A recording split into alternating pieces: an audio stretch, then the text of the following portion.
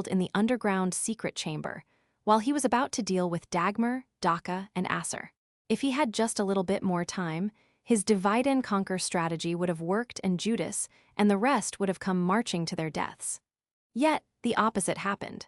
Judas and Tuckamore not only managed to save Daka, but they had probably also let Regis and the rest out. As if he had guessed what Han Shuo was thinking, Judas smiled and nodded. "It's just as you thought. Balinton and Kaz have gone looking for those three. They should be able to free them soon." When Judas said that, Han Shuo felt his heart skip a beat. He could feel the strong undulations coming from the chamber where he sealed Regis and the rest, which suggested that they were indeed about to be broken free. He grimaced as he slowly despaired, thinking that there was really no predicting fate at all. Even the best of plans could be knocked awry by the slightest variable.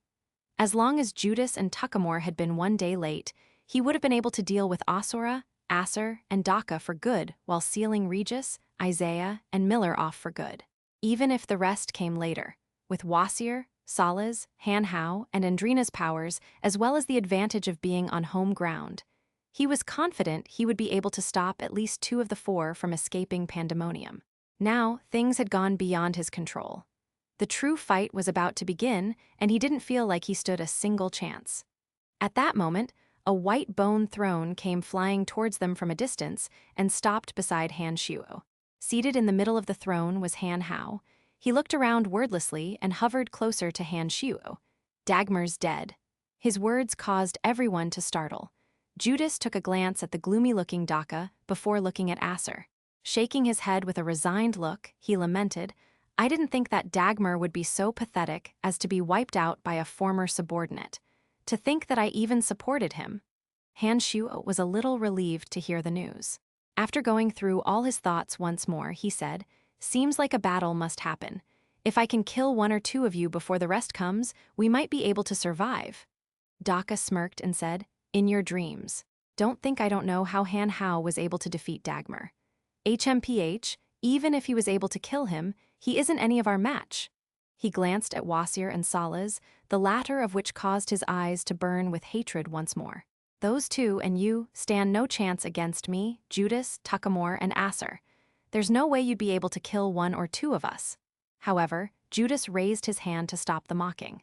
He turned to Han Shuo and said, "Tell us the secrets of the energy you cultivate and Pandemonium.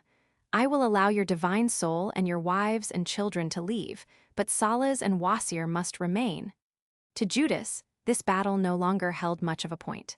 He basically had full control of the situation, so he could just let Han Shuo's soul leave as a gesture of generosity.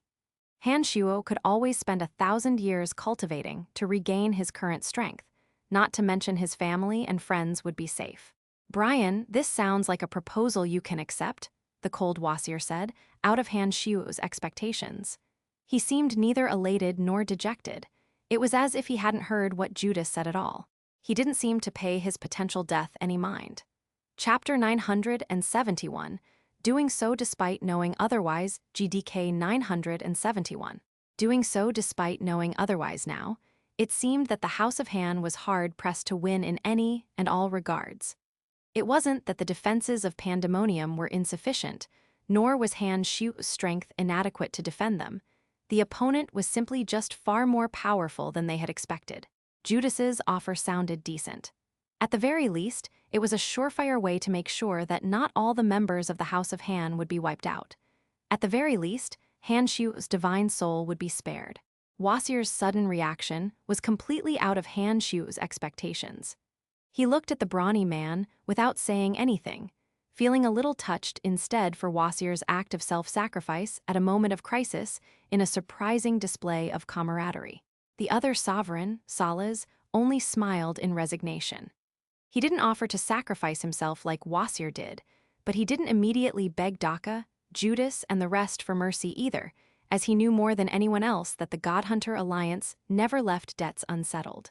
Salas knew that even if Judas would spare Wasir, he wouldn't let him go as he was a traitor to them. "Brian, think it over," Judas said with a pleasant smile. "I'm not like Isaiah and the rest.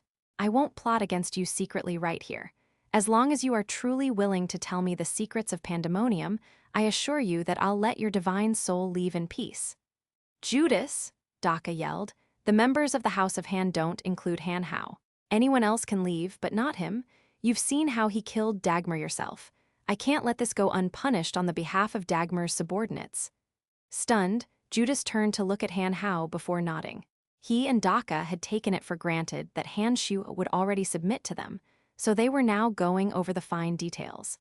Han Shu's expression was grim as ever as his eyes darted between the two of them, as if he found it really difficult to make a choice.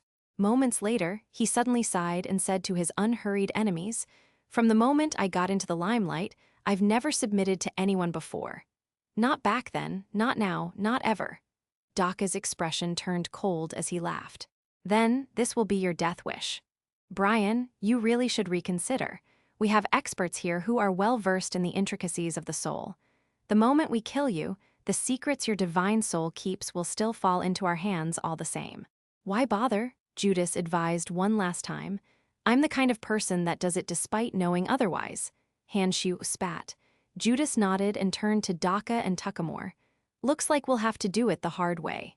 Too bad, we have to exhaust some of our power. This is even better. We'll get to wipe them out for good to save us trouble later. That was what I had been planning to do all along." Daka turned to the injured Asura and snickered. "What about you, Asura? What's your plan?" "Hee, you've seen it yourself. He suddenly turned against me without batting an eye. Naturally, I'm siding with you guys." Asura's injuries had stabilized somewhat. He turned to the Han Hao seated in his bone throne and said, "Let me deal with the small fry. I'm still injured after all." "So it is decided," Judas said, before he signaled to Daka to attack Han Shu together. Tuckamore and Acer didn't idle around either and attacked Wasir and Salas respectively. The temporary pause to their battle was now no more. This time around, Han Shu and the rest didn't have the upper hand. The cross in Judas's hand let out an incomparably holy aura, as it emanated rays of the most purifying sacred light to envelop Han Shu, much to his discomfort. Daka, the destruction cultivator, had been slowly recovering his energy since breaking free of the sky annihilation formation. He formed a spear from destruction energy that has a really terrifying tip. It gave Han Shuo the sense of helpless defeat before it was even thrust his way. In an instant, Han Shuo calmed himself down, externalizing his obstacles and pressures. His eyes regained their former unmoving calm. With a wave of his hands, the cauldron of myriad demons began shooting at him from the formation crux and sucking in the vast Yuan energy from the sky annihilation formation. The energy flooded into the cauldron like a huge torrent. With but a thought, he willed the 17 flying swords floating out from his back. They streaked across the sky, leaving trails like meteorites as they executed deicide slash. A demonic light glowed in the sky as the magnificent slash descended towards Daka. Daka's expression changed, as if he hadn't expected Han Shuo to be nearly that terrifying. Those 17 swords had gathered a ferocious amount of demonic energy, and Daka had no choice but to withdraw his attack at Han Shuo. He countered it with his full power, concentrated on his lance of destruction. When cauldron of myriad demons came whooshing over, thousands of demon generals were circling above it. Gradually, the demon generals seemed to form gigantic, monstrous tentacles that were stretching in all directions. The Yuan energy that pandemonium had gathered over the years was now inside the cauldron, boosting its power and allowing it to display such overwhelming power in an explosive burst. Torrents of evil energy came spiraling down with the pressure of the ocean depths. "Amazing!" Judas cried in surprise. He could feel that even his evil purifying crucifix was being pressured by the cauldron. The inky torrent that came spiraling down even dulled the glow of the crucifix somewhat. It was quite apparent that even a divine artifact crafted by the god of light wasn't as impressive as the cauldron. Judas no longer paid attention to Han Shuo and infused his full power into the crucifix, restoring it to its former brightness. However, that still wasn't enough to deal with the terrifying power the cauldron displayed. The crucifix was but one of 4 divine artifacts crafted for the 3 keepers of the light, not the weapon used by the god of light himself, while the cauldron of myriad demons was the lifelong treasure of the exalted demon lord. They could nary be compared. Back then, the cauldron hadn't been able to be utilized to its full extent as most of the demon generals within had been vaporized during the exalted demon lord's great battle. But after so much time of collecting divine souls, the cauldron was now beginning to recover its former power. Though it wasn't as powerful as when it was serving the exalted demon lord, it still wasn't something a mere divine artifact could overpower. Thanks to the thousands of demon generals' power, the inky black force came crashing down on Judas. The crucifix in his hand flashed on and off, its holy power being rapidly suppressed. The nigh-invincible crucifix had finally met its natural counter. Not only could it not continue to unleash holy energy, it was even being corrupted by the evil energy coming from the cauldron and was beginning to destabilize. Judas paled with the shock. He didn't think it would end up this way, even though he had such a prized artifact with him. "Sacred sanctuary," he yelled, causing his body to shine blindingly with sacred light, turning the nearest demon generals into ash. All of a sudden, the demon generals returned to the cauldron, causing the inky black wave to vanish and exposing the cauldron shrouded under it. It continued its descent with tremendous power. The cauldron fell onto Judas and caused him to stumble some distance backward. Before anyone noticed, Judas was now clad in an armor of gold from top to bottom, even his head, leaving only 2 slits through which his amazement-filled eyes could be seen. Holy Orim armor? Hanshu mused with surprise. He didn't know that Judas was a light cultivator who could use Holy Orim armor. Why was he a god hunter instead? It was said that only the most devout believers of the God of Light would be granted a divine stigma on their soul, which they could use to manifest Holy Orim armor, by channeling the power of faith coming from the hundreds of millions of believers of the God of Light. The armor was capable of resisting any and all corruption from evil.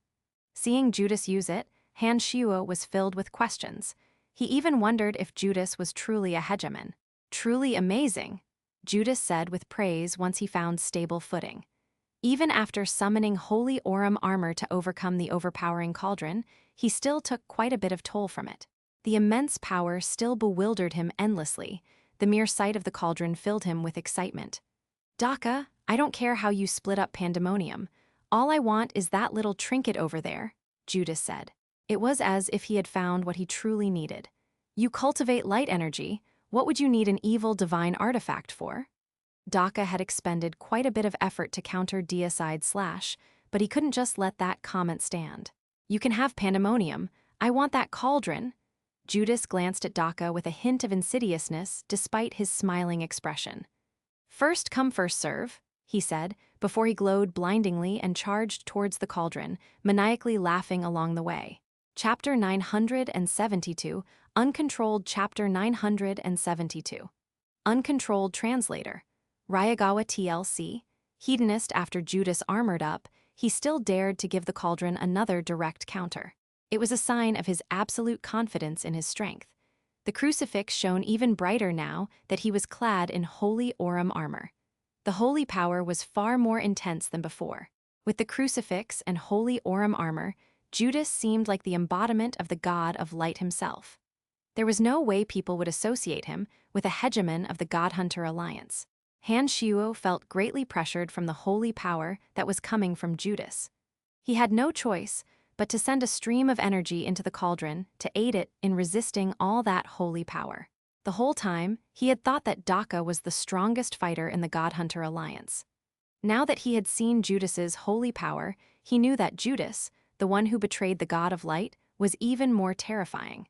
He was the true, undisputed hegemon among the God Hunters. The 17 flying swords took formation and used Deicide Slash once more, keeping Daka in check, forcing him to have to retaliate with full force. On the other hand, Han Shuo sent some demonic yuan energy to the cauldron, allowing it to squeeze out even more power before it slammed into the armored Judas. The force of the blow left him stunned. "Haha, it's got even better," Judas exclaimed with excitement. He was clad entirely in the armor that was formed from the combined faith of 100 million God of Light believers. Even after being rammed by the cauldron twice, the armor didn't shatter.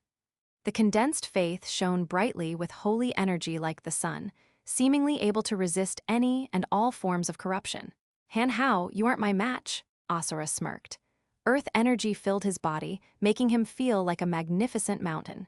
Each strike he unleashed gave off an impressive, domineering sensation. While Han Hao alone would be quite hard-pressed to face off against such raw power, he was now seated in the middle of Dagmar's white bone throne. His whole body seemed to have fused with the throne itself. The throne had become an extension of his body. The concentrated energy of death flowed unabated throughout the throne, turning it into a gigantic yet impossibly agile monster. With but a thought, he could make the throne extend its fangs and talons to attack Asura, as well as order it to shrivel up and defend him from Asura's attacks. The throne was just as good at offense as well as defense, something which Han Hao exploited for his own benefit. From time to time, the bone spear in his hand would flash, causing Asura to back away in fear every single time. Just because of the throne, Han Hao was able to drive Asura away without allowing himself to be truly harmed or attacked. But just as Asura was unable to deal any real damage to him, Han Hao wasn't able to kill Asura either. The latter wasn't a death cultivator, so the quintessence shard of death wouldn't be able to do much. Earth cultivators also excelled at defense, and Asura covered himself entirely with an armor of earth. There wasn't much Han Hao could do against it. If not for Asura's defensive element, Han Hao would definitely be able to crush him. "You can't kill me either," Han Hao said coldly. He wouldn't let Asura's words affect his emotional state. Asura was still somewhat injured and wasn't able to utilize earth energy to his full capabilities. Coupled with such an impressive defensive artifact like the White Bone Throne, there wasn't much Asura could do to harm Han Hao. Han Xiu, who was dealing with Judas and Daka alone, turned to look at Asura and Han Hao. Much to his relief, it didn't seem like the latter would be in any trouble anytime soon. Smirking, he said, "So you still think you have everything under control, huh?" Then he whistled hard. All of a sudden, two identical Han Xius flew out from the cauldron of myriad demons, each one holding the cauldron's left and right side, as death and destruction energy radiated from them before forming into a hybrid domain of divinity around them. These two avatars were late-stage high gods and only a hair's breadth away from reaching over-god status. Apart from having absorbed the souls and divine energy of many death and destruction high gods, they had also incorporated much of the memories contained within their souls. Now they were stronger than ever before. With a ping from the main body's divine consciousness, the two avatars were in sync with the main body.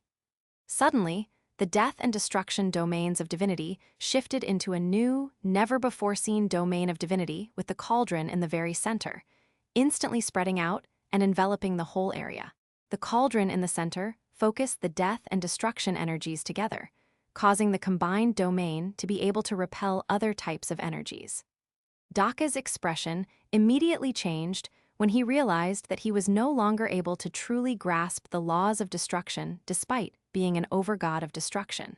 The death energy gushed from all directions, while orbs of destruction hung in the skies like fruits hanging on invisible branches, rolling non-stop as they unleashed terrifying destruction energy.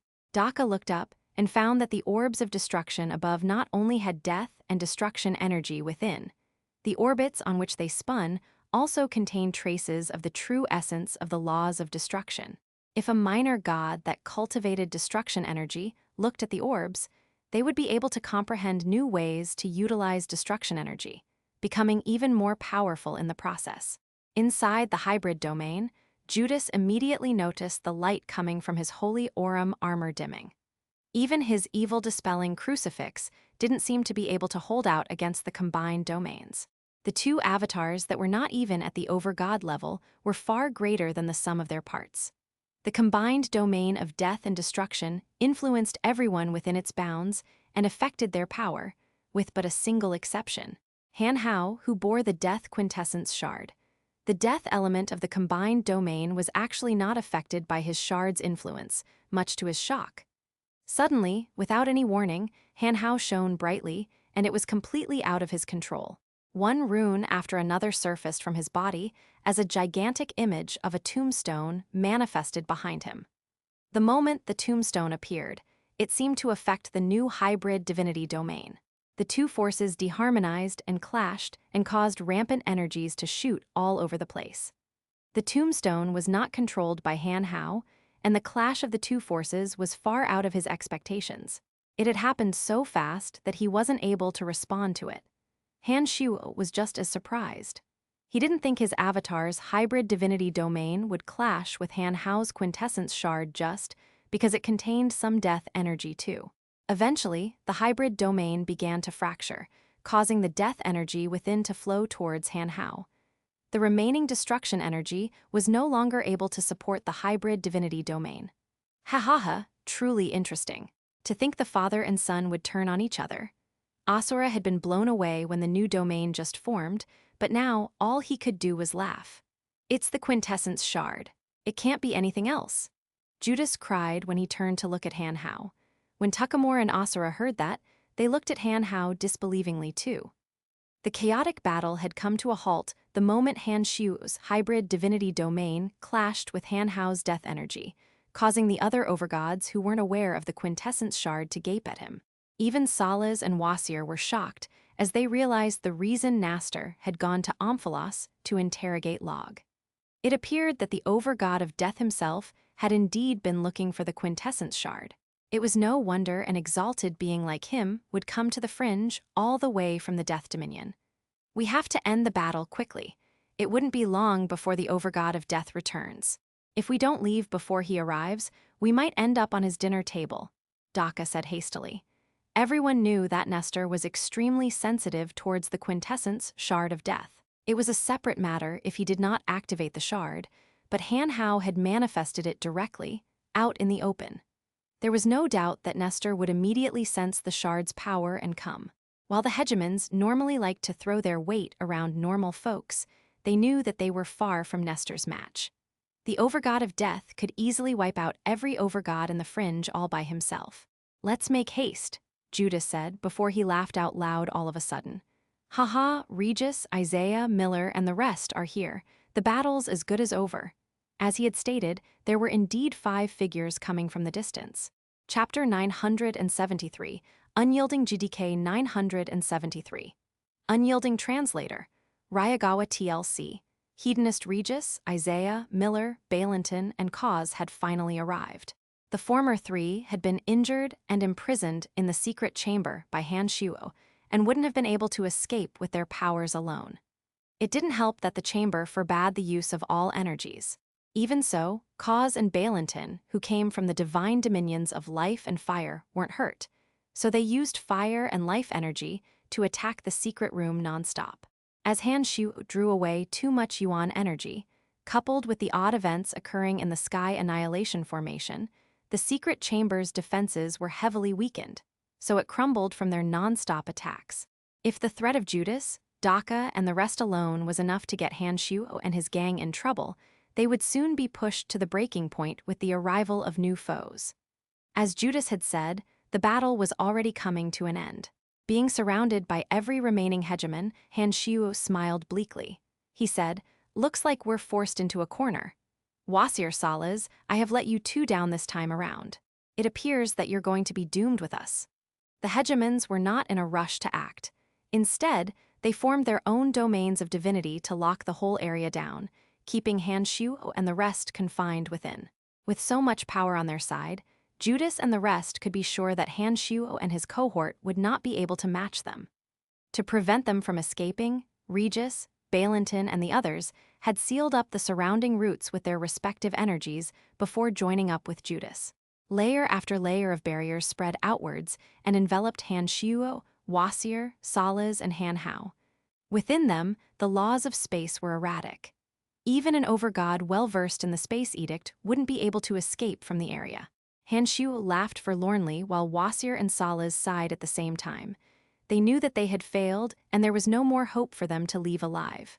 "Father, we can still try," Han Hao telepathically said to Han Shuo. As he sent the telepathic message, he also shot Han Shuo a glance. Han Shuo knew what he was intending. They still had one final move as cultivators of demonic arts they could use. As their abilities were not of this world, they were similarly not bound by this world's laws. So long as Han Shuo and Han Hao ignored potential injury and utilized demonic blood disassembly, there was a chance they would be able to escape. Even so, Han Shuo felt a little troubled about doing so. He felt that if he and Han Hao really chose to run, his whole family would still perish. He felt a little dejected about his predicament. Among them, Judas noticed an odd look in Han Shu's expression. He waved to stop the other hegemons from doing anything and smiled. "Brian, I'm still willing to give you a chance. As long as you give us all the secrets of pandemonium as well as your cultivation, we will ensure that your family is spared." "Judas," Daka yelled, "why bother? At this point, they're going to lose to us anyway. Why waste so much time?" It wasn't just Daka.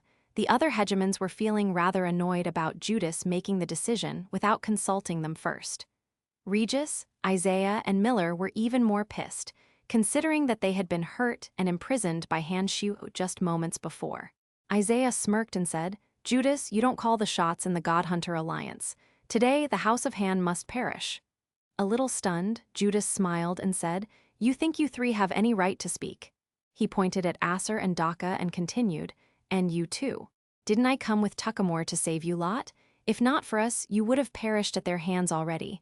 I hope you haven't forgotten that." The moment he said that, they looked rather awkward. Judas had spoken the truth. If not for him, Cause and the rest helping them out, not a single one of them would be able to leave Pandemonium alive. Han Shu really wondered why Judas would still give him that option despite having the complete upper hand. As long as he asked the other hegemons to attack, there was no way Han Shu and the others could resist. Seeing that the others have stopped arguing, Judas smiled. "So, how will it be, Brian?" By now, Han Shu had to scrutinize the tempting offer, trying to find a way out of it. "Father, we are fine. We'll be able to leave Pandemonium soon. What about you and Big Brother?" Han Mu telepathically said.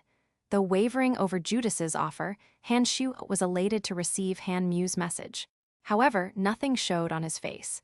He immediately reached out to Han Mu with his consciousness to ask them how they were doing. Soon, he was told that Andrina and the 5 elite zombies easily allowed them to escape from Balinton and Cause. Taking advantage of their familiarity with the local terrain, they managed to reach safety. As all the demon generals in Pandemonium were gathered in the cauldron, coupled with how he had used up too much Yuan energy in Pandemonium, he wasn't able to perceive everything that happened within like usual. Not to mention, the Life Edict expert Cause hid his and Balinton's life auras, making it so that there was no way Han Shu could tell how they were doing.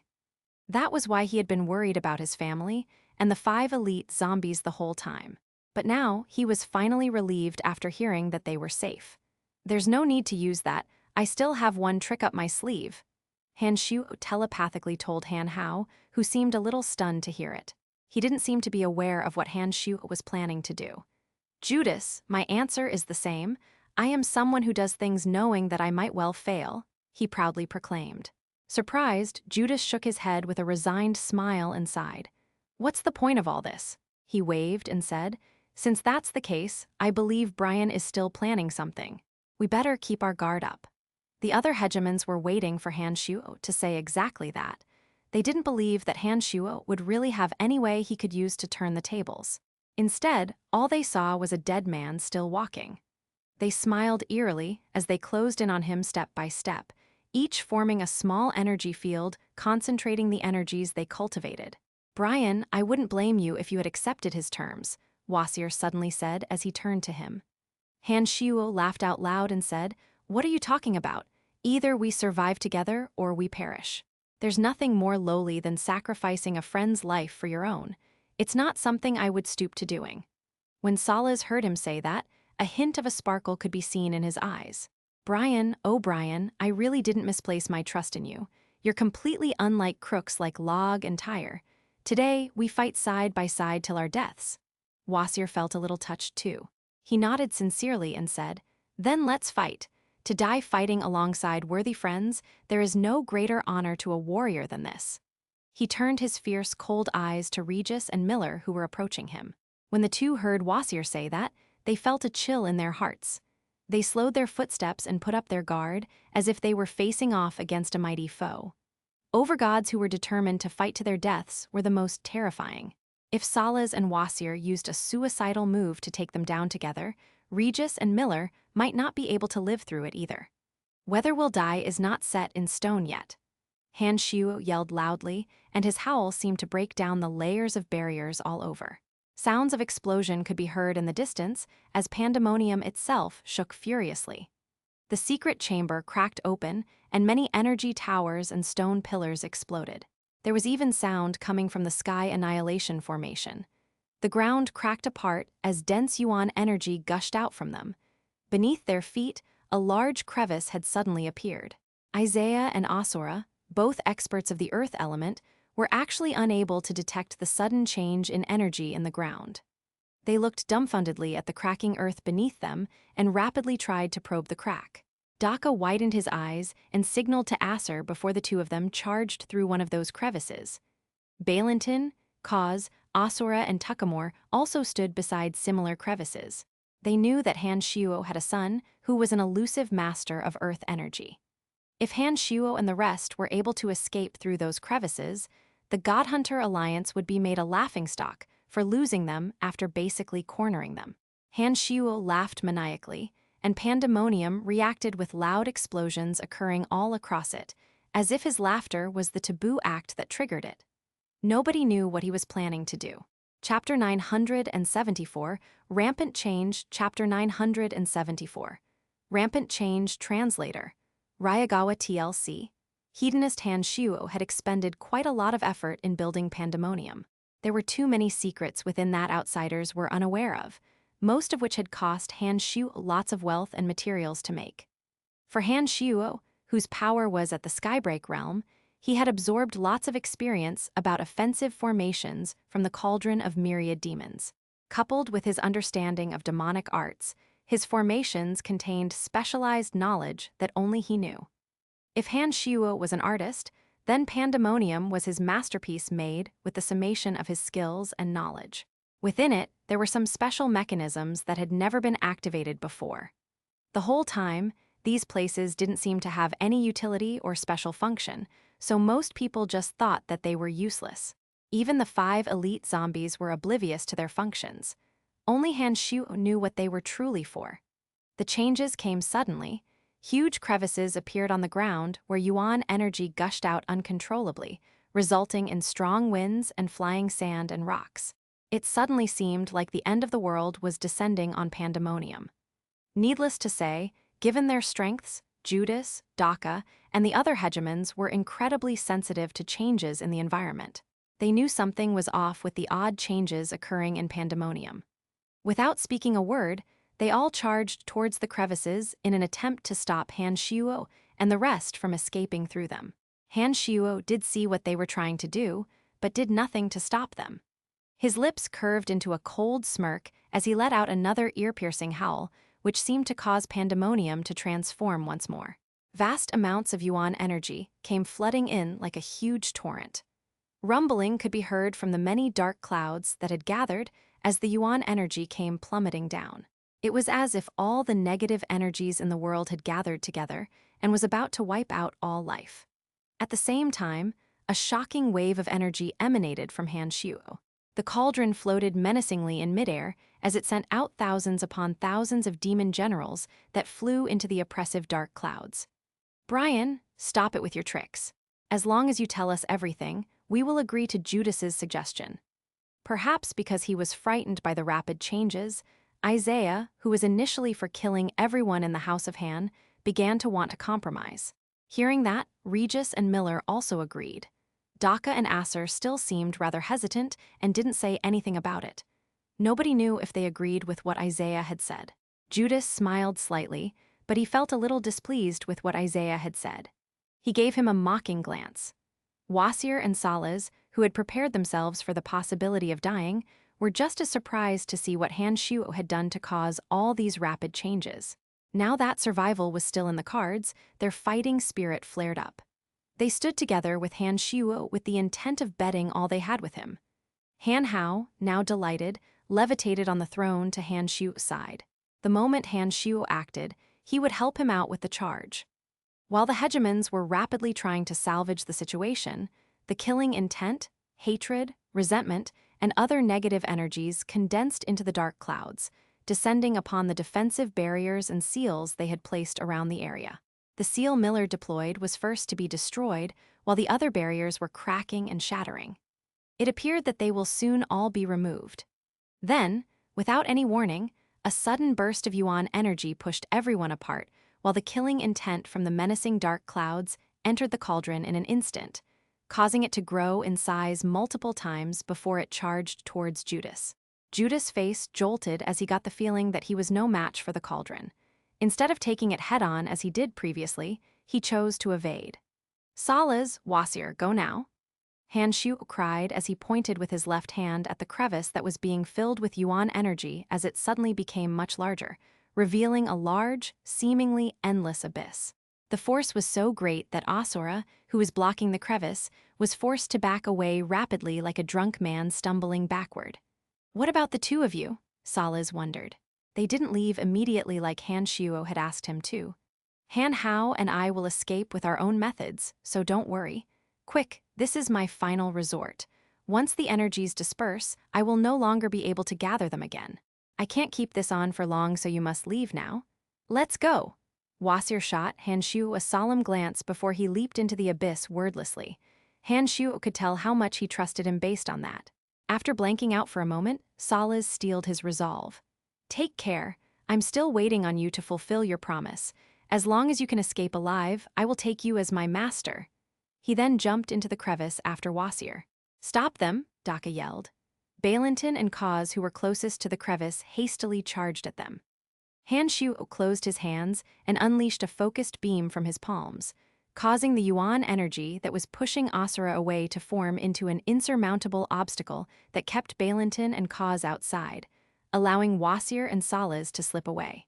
"Kill him," Daka yelled as he let the destruction energy in his body surge to form an orb of destruction the size of the dark sun. This orb was the size of 100 fists combined, and its destructive potential could strike terror into most that saw it. When Regis, Miller, Isaiah, and Tuckamore noted how sinister the whole situation was, they no longer held themselves back. Thunder roared as bolts of lightning fell like rain. Strong winds quickly formed into many destructive tornadoes as the earth shook nonstop. Out of nowhere, a meteorite fell out of the sky. The dense energy of frost turned into a fog that froze anything it touched. At that moment, the hegemons who had unleashed their domains of divinity attacked with their full power. All sorts of forces clashing in pandemonium threatened to destroy it. "Han Hao, you leave first," Han Shu yelled. His 3 souls fused into a single body, instantly, before he unleashed his hybrid domain of divinity before the other hegemons came charging. He would forcefully expand his domain outwards. However, Han Hao didn't retreat as Han Shu had ordered. Instead, he widened the distance between them and used the power of the quintessence shard to its full extent, causing a gigantic tombstone to manifest. From that instant, something even weirder happened. The yuan energy coming from within pandemonium seemed to be drawn to the killing intent, resentment, violent urges, and other negative energies that the countless dead had left behind. They melded into Han Shu's hybrid domain, causing it to transform once more. Unlike last time, the domain now contained not just death and destruction energies, but also the various negative energies coming from pandemonium. It seemed to no longer be affected by Han Hao's shard. There was no longer any conflict with it. "Arghhhh," Han Shu roared. All of a sudden, he felt that the demonic yuan in his body was no longer within his control. It shot out at a speed that the naked eye could hardly follow into his new domain, within which many demon generals danced. At that moment, death, destruction, demonic yuan, demon generals, and many other forces blended together in a way nobody could have been able to imagine. It felt like it was a beast that had emerged from the fringes of the universe, the embodiment of all things evil, an all-devouring black hole whose radiation was nothing but pure anti-life malice. The hegemons felt the energy rushing at them as they were engulfed by Han Shu's new domain. It felt like the ground had fractured and the world had been destroyed. Then there came a flash as bright as 1,000 suns. Everything and everyone was instantly enveloped in a blinding light. After some time that seemed as long as a day but paradoxically as short as a moment, the depleted Han Shu regained his consciousness and senses. He felt pain coming from his whole body, pain that he had not experienced for a long time. Slowly, he opened both his eyes and noticed that he was bloodied all over. The invincible omen body he had been so proud of was seemingly not invincible after all. Some of his wounds exposed his bones, and blood came flowing out of it without stopping. Still not used to the sensation, he struggled to turn around. The sight that greeted him was garish beyond description. Chapter 975, Explosive Growth, GDK 975. Explosive Growth Translator. Ryagawa TLC. Hedonist Han Shuo felt a little stunned. Was this still pandemonium? The surroundings seemed completely destitute, with most of the buildings that should be there all gone. Pandemonium had been wholly reduced to flat land. All that could be seen were large crevices in the ground and ash falling incessantly from the sky. There wasn't a single roof tile nor a person to be seen. The silence was deathly. All of a sudden, Han Shuo had an odd feeling. It was as if he had returned to the past, as if he was on the desolate, lonely moon. He couldn't move his body at all as he watched the lifeless sight before him in despair, awaiting his audience with the great equalizer. This sight before him looked so similar to the one from back then. It was just as lifeless, filled with craters, and he was just as powerless. He was currently reliving his past. He looked around faintly, trying to find a single living person, trying to move a single limb, trying to inspect what state his body was in. "Father, are you all right?" Han Hao sent to the depths of his soul. "Where are you?" Han Shuo asked, seemingly drunk. When he heard Han Hao's voice, he seemed to have rediscovered himself. He was able to make sense of his senses once more, and, as a result, began cognizant again of his worry for Han Hao. "I am underground. I'll come up right away," Han Hao replied. A sound could be heard from the small pile of rocks next to Han Shuo. All of a sudden, the rocks were blown apart by the gigantic white bone throne. Han Hao's reemergence seemed to trigger a chain reaction of sorts. Next to Han Shuo, sounds of rock being blasted away kept ringing out as one haggard figure after another emerged. Judas, Daka, Isaiah, Regis. The hegemons emerged one after another, still alive. Their faces were pale like paper, reflecting their vulnerable state. "Brian, what did you do to us?" Asura mumbled weakly. He seemed far worse off than the rest. Han Shuo didn't understand what he was talking about. He was feeling far weaker than before himself. Furrowing his brow, he said, "What do you mean? Why does it feel as though a part of me is gone? Why is the earth divine power within my body permanently diminished by some amount?" Asura yelled. It wasn't just Asura. Daka, Isaiah, and the rest seemed to be piqued by what Asura had said. It was as if they were suffering from the same plight. They turned to Han Shuo, expecting an explanation. "You're saying you lost divine power?" the light cultivator Judas suddenly said. All the hegemons nodded in response. It was clear to them that their divine power had decreased in a permanent capacity. Judas looked at Han Shuo with disbelief. One moment, he wanted to go for the kill, but another, he seemed rather hesitant. Nobody knew what was going through his mind. Han Shuo still wasn't aware of what was going on himself. All of a sudden, an odd sensation could be felt in Han Shuo's consciousness. He suddenly felt like he had many more eyes. When he willed it, he pinged the cauldron and his two avatars. The moment he did that, 13 blurry figures surfaced from the large crevices in the ground. "Huh, what's this?" Han Shuo himself was just as shocked to see those figures. The cauldron rushed back to Han Shuo, but he no longer felt the presence of demon generals within it. It was now completely empty. However, he did feel a similar sensation coming from the 13 figures. Not only that, he seemed to have a unique connection with those figures. It was as if he was the shadow of those 13 and vice versa.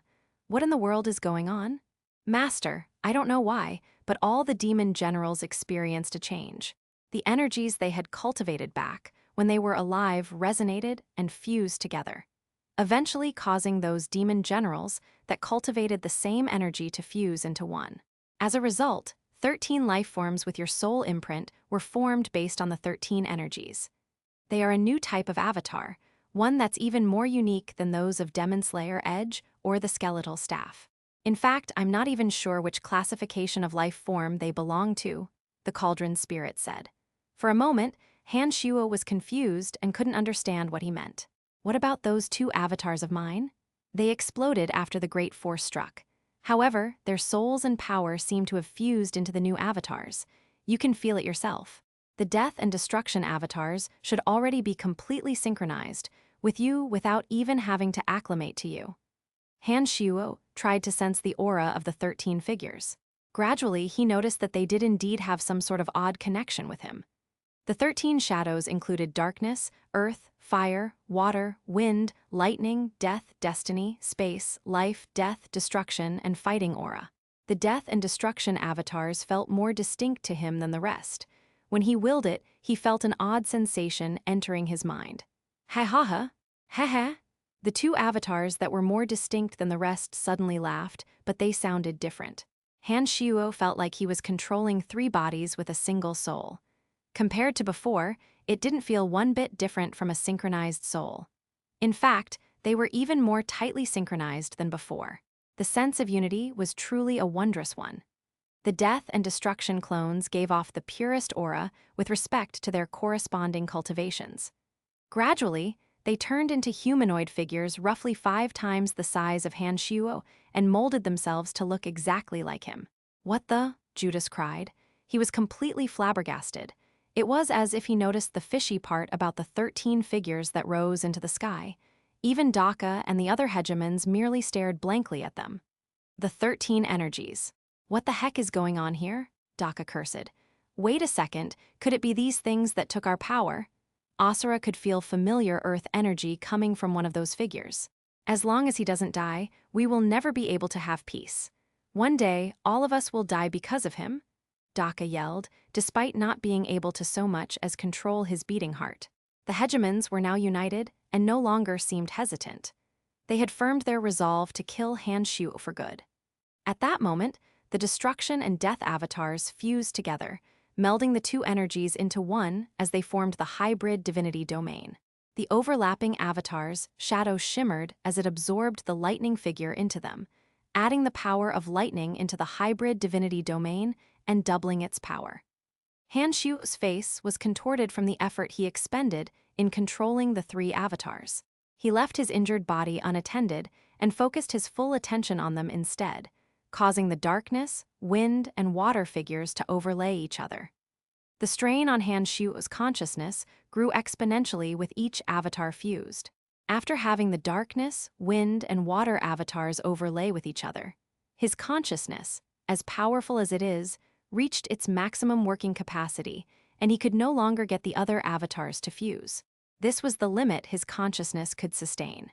The new figure formed by the overlaid death, destruction, lightning, darkness, wind, and water avatars slowly fused into a humanoid that looked like Han Hao, but felt nothing like him.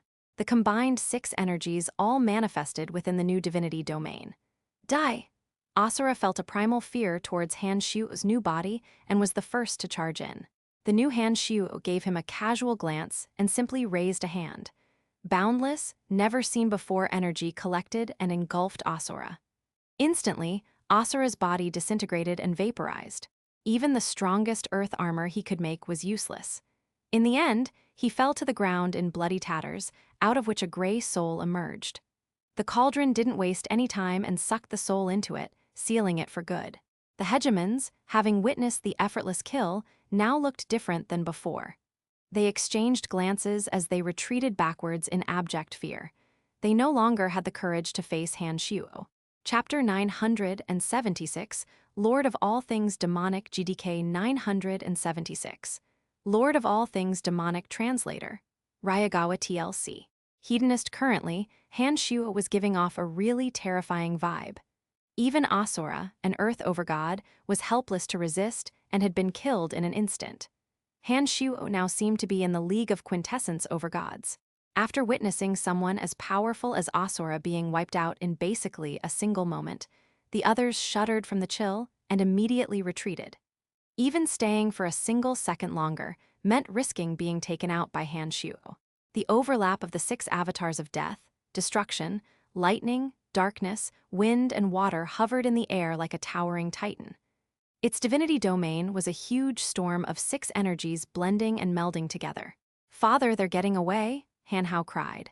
But contrary to his expectations, Han Shu didn't give chase at all. The The gigantic figure in the air didn't move at all as it looked down on the single person that remained, Judas. It wasn't that Han Shuo didn't want to pursue them.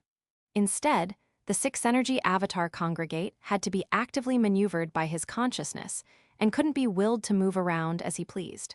There were also lots of unknowns remaining about it, chief of which was why the lightning, darkness, wind, and water avatars didn't have a telepathic link with him. After barely being able to launch a strike to wipe Asura out, the congregate avatar was about to break apart, especially when the aforementioned four energies spiraled out of control. He knew that if Daka and the rest didn't leave on their own accord, he might not have been able to take them out easily once these four energies completely deharmonized. Han Shu was still rather unfamiliar with the powers of his avatars of death and destruction. He also barely had any knowledge about other 11 avatars coalesced from tens of thousands of demon generals. What he had to do first was familiarize himself with the 13 new avatars. Only after he figured out their strengths and quirks and integrated them into his consciousness could he bring out their full power. Before that, all he could do was overlay them in a brute force manner without proper integration, which seemed to be rather dangerous. Han Hao didn't seem to be aware of this, however. Seeing the new avatars wipe Asura out in a single strike, he immediately believed that Han Shu was now untouchable, so he shouldn't have let the rest go so easily. "Brian, you truly are breathtaking. I really didn't think you'd make another breakthrough so soon," said Judas, the only hegemon remaining. He still had an amiable smile on his face. Currently, Han Shu's main body stopped bleeding. The expiring magical yuan energy seemed to have been renewed and slowly began to seep and creep through his body. As the weak magical yuan energy slowly gathered, it nourished him and slowly reconnected his severed meridians. The cells around his wounds recovered quickly while his fractured bones seemed to reform like liquid. It was a mystical transformation indeed. At the same time, Han Shu's consciousness zoned out as odd sights began to surface in his mind. He saw many fleeting ancient writing with all sorts of colors. It cleansed his mind and soul, putting his whole being into a serene state. "I am the lord of all things demonic." This epiphany had suddenly occurred to him. Perhaps being the lord of the House of Han for so long or worrying about the 5 elite zombies and Han Hao gradually made him responsible for leading them. Not only did he have to do everything for them, he also had to consider how to keep them safe. "The demon reigns supreme, I reign supreme, I am the demon that reigns supreme." These words rang out loud in his still and calm sea of consciousness, causing waves to rise within it. Instantly, the sea of consciousness seemed boundless, like it would overflow and spill into the skies above, with nothing being able to stop it. "All is demonic, all is me. I am demonic, I am all." The arcane thoughts continued to surface in him, causing all sorts of changes in his sea of consciousness. The bright stars in the sky seemed to travel along their circular paths without ever changing. Now, his sea of consciousness seemed to have morphed into a micro-universe. It was as if he had fused with the universe itself. Judas watched Han Shu with shock. Nobody knew what he was thinking as he stood there unmoving, not attacking Han Shu nor in a hurry to leave. After some time, Han Shu gradually reawakened. Suddenly, he realized that his consciousness was now at the Diablo realm. However, the power in his body still hadn't gathered enough to the point that his body would transform and achieve the Diablo realm like his mind did. Looking down, he saw that his injured body had recovered mostly. While he was not at his peak, he had recovered more than half of his demonic yuan. Being able to heal up to this extent in such a short time shocked even him. He lifted his palm up and saw that his skin was smooth like jade and even had an eerie sheen on it. It looked even more beautiful than a woman's skin. The lines on his palm were clear and defined, but it seemed to morph as he gripped and relaxed his hand. It seemed oddly beautiful in a way. This, Han Shu mumbled with awe. "Brian." Judas was smiling at him, causing Han Shu to put up his guard. However, all he did was laugh. "Ha ha ha ha, congratulations." Now, Han Shu was a little puzzled. The congregate avatar he had so desperately tried to sustain had split up. Now, all 13 of those gigantic, ethereal figures rushed back into the hovering cauldron, which levitated back to Han Shu's chest and vanished. Slowly, Han Shu stood up and gave Judas an odd look. "Why haven't you left yet?" Han Shuo had always found Judas to be a little odd. Even though he was a hegemon who had betrayed the God of Light, he wielded the crucifix, a divine artifact the God of Light had personally crafted, and could even wield the fate of 100 million believers to manifest the holy Orim armor. It really called into question whether he was truly a God hunter. As he looked at Judas, he found his sight to be a little unusual. His divine consciousness was entirely focused on Judas, but he wasn't able to get a grasp of Judas's true strength. He felt that Judas was plotting something with him involved and was hiding an even greater power. "Huh, why should I leave?" Judas chuckled. Not knowing what his intentions were, Han Shu smirked and caused the 17 flying swords to come whooshing out. The cauldron of myriad demons also charged out to ram towards Judas. Even though Han Shu had only recovered half of his power, his Diablo realm state caused the flying swords and cauldron to strike out with even more force. Infusing his attacks with his Diablo realm consciousness caused them to be even harder to grasp than before. Han Shuo believed that there was no way Judas would be able to take on those attacks based on the power he had demonstrated. He would still get badly hurt even with holy Orim armor.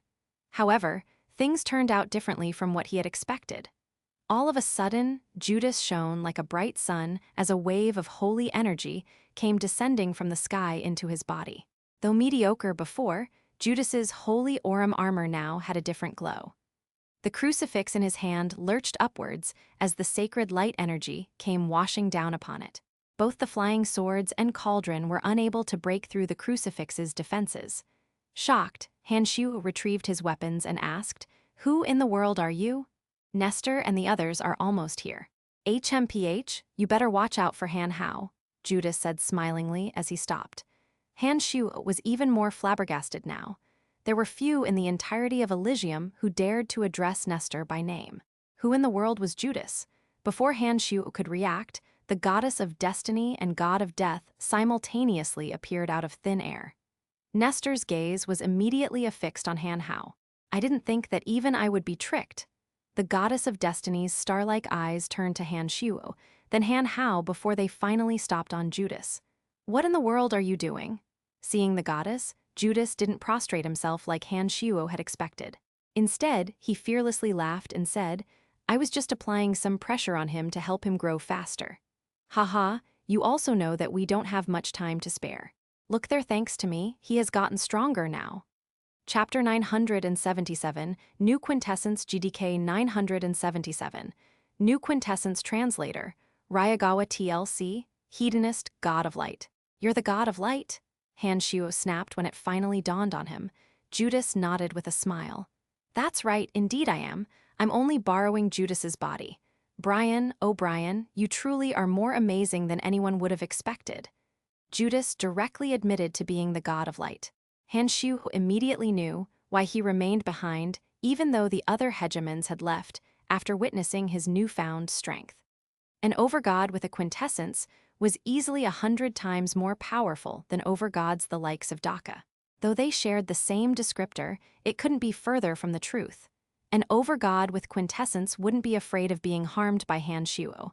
"God of Light, why are you a hegemon? Don't tell me you overgods were the one who orchestrated the formation of the God Hunter Alliance to begin with," Han Shuo asked. The goddess of destiny nodded listlessly. She stretched her hand out to send out an odd energy wave that covered the entire area. Nobody would be able to notice what went on within, whether from above or below. The God Hunter Alliance has to exist, otherwise the so-called alliance here would have long been wiped out by us, the goddess of destiny casually said after sealing off the entire area. "Why would that be the case?" Han Shu asked. She smiled without answering his question, instead turning to the god of light and overgod of death. "Gentlemen, I believe we can now tell him about Eternia by now." "That is fine. But before that, I must first destroy Han Hao's quintessence shard," Nestor said with a nod. He glared at Han Hao on the bone throne without any intention to negotiate. The moment he said that, Han Shu's expression changed. "I don't care what you plan to do, but I will not allow anyone to touch Han Hao." Nestor leered at him and mocked, "You think you're powerful enough to even do that?" He turned back to Han Shu and his body shuddered. The purest of death energy emanated from his body. All of a sudden, the overgod of death, approached Han Hao, his seemingly infinite energy of death affected the environment around him simply by manifesting. Shocked, Han Shuo snapped, "You won't stop me from trying." Nestor had said he wanted to destroy the quintessence shard in Han Hao, which had already fused with Han Hao's soul. Destroying it meant wiping Han Hao from existence entirely, and Han Shuo would never tolerate that. His relationship with Han Hao was far deeper than what he had with his women. Back when he had nothing, Han Hao had accompanied him all the way, helping him pick up trash and clean.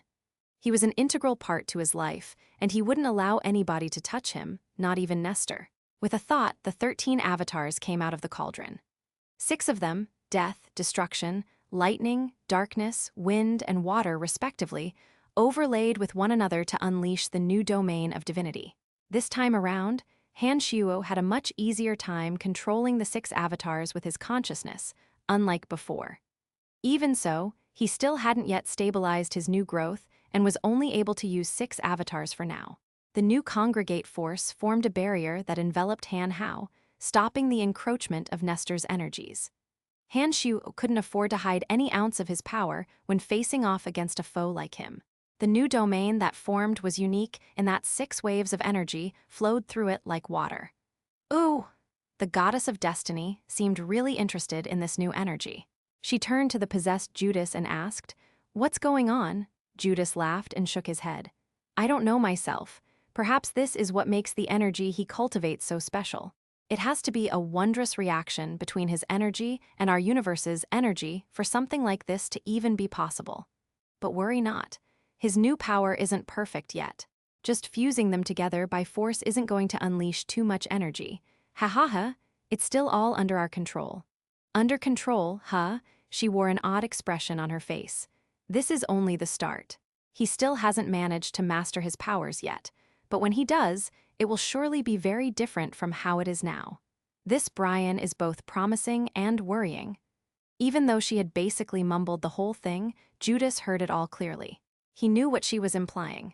Now, he seemed to also have noticed something unique about Han Shuo and was in deep thought. By now, Nestor's death energy fell upon Han Shuo's congregate barrier. An overgod with the power of quintessence couldn't simply be compared to a foe overgod. The moment the forces clashed, Han Shuo felt a boundless, dense energy of death that was far more powerful than any overgods. It was as if the death energy across countless planes had been gathered here. Facing such immense power when he hadn't even mastered his own, yet was a gruesome and straining affair. There was always a chance that his barrier would crumble.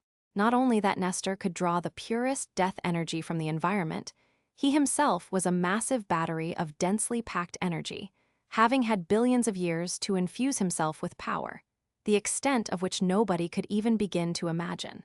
Had it not been for Han Shuo's new avatar's combined 6 energies, there was no way he'd be able to take on Nestor's attack. The energy from the consciousness manifested as very thin lines that were hard to see by the naked eye. The threads melded together with the other avatars and continuously helped channel their energies to the new barrier, but the effort took a huge toll on Han Shuo. Oh, not bad.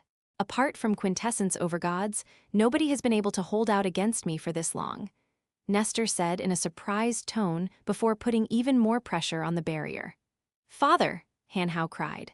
Being telepathically linked with Han Shuo, he knew about what was happening. He knew that Han Shuo was expending the power of his soul to save him. If demonic yuan energy was used up, it could be replenished in time, but it was a whole different story for the power of the soul, which the death adept Han Hao was too well aware of. He couldn't help but feel a little anxious about Han Shuo for doing so. All of a sudden, a gigantic tombstone manifested behind Han Hao as he used all his power to infuse his bone spear with the demonic yuan energy he had cultivated over the years in a desperate bid to fight Nestor. A subtle light suddenly shot out from the tombstone as the energy of death fused with demonic yuan energy. Then, a clear-sounding ringing could be heard from the tombstone as it morphed into a rhombus-shaped, crystalline object that hovered and spun on an axis. It kept on unleashing death energy as it spun, including all sorts of negative energies like endless hatred and resentment. "Nestor, stop!" The goddess of destiny cried as the mirror of destiny leapt out of her hands to reflect the shift in the tracks of fate. All of a sudden, Nestor retracted his death energy and retreated to her side. Giving her a troubled look, he asked, "Why? That kid has a quintessence shard. I will definitely not allow an existence that can threaten to replace me to live."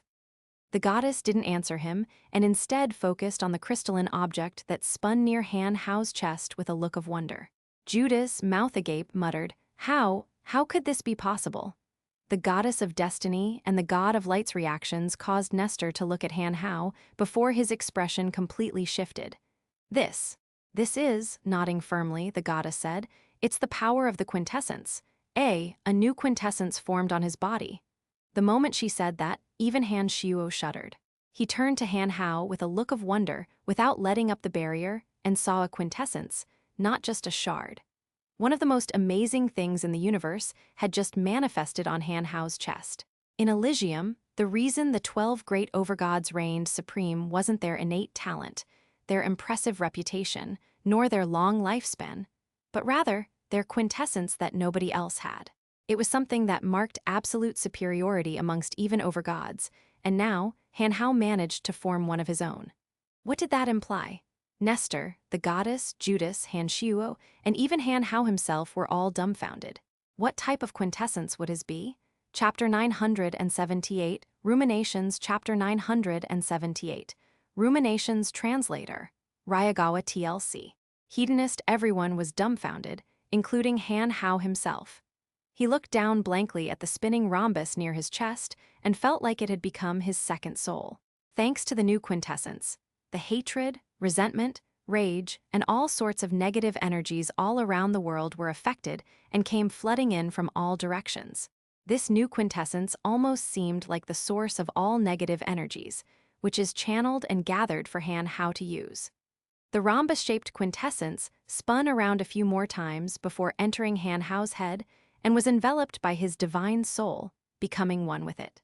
That instant, a grand blast of light seemed to emanate from the bone throne as it began to change in some way. Han Shuo, who stood not far away, was just as clueless about the changes as the others were.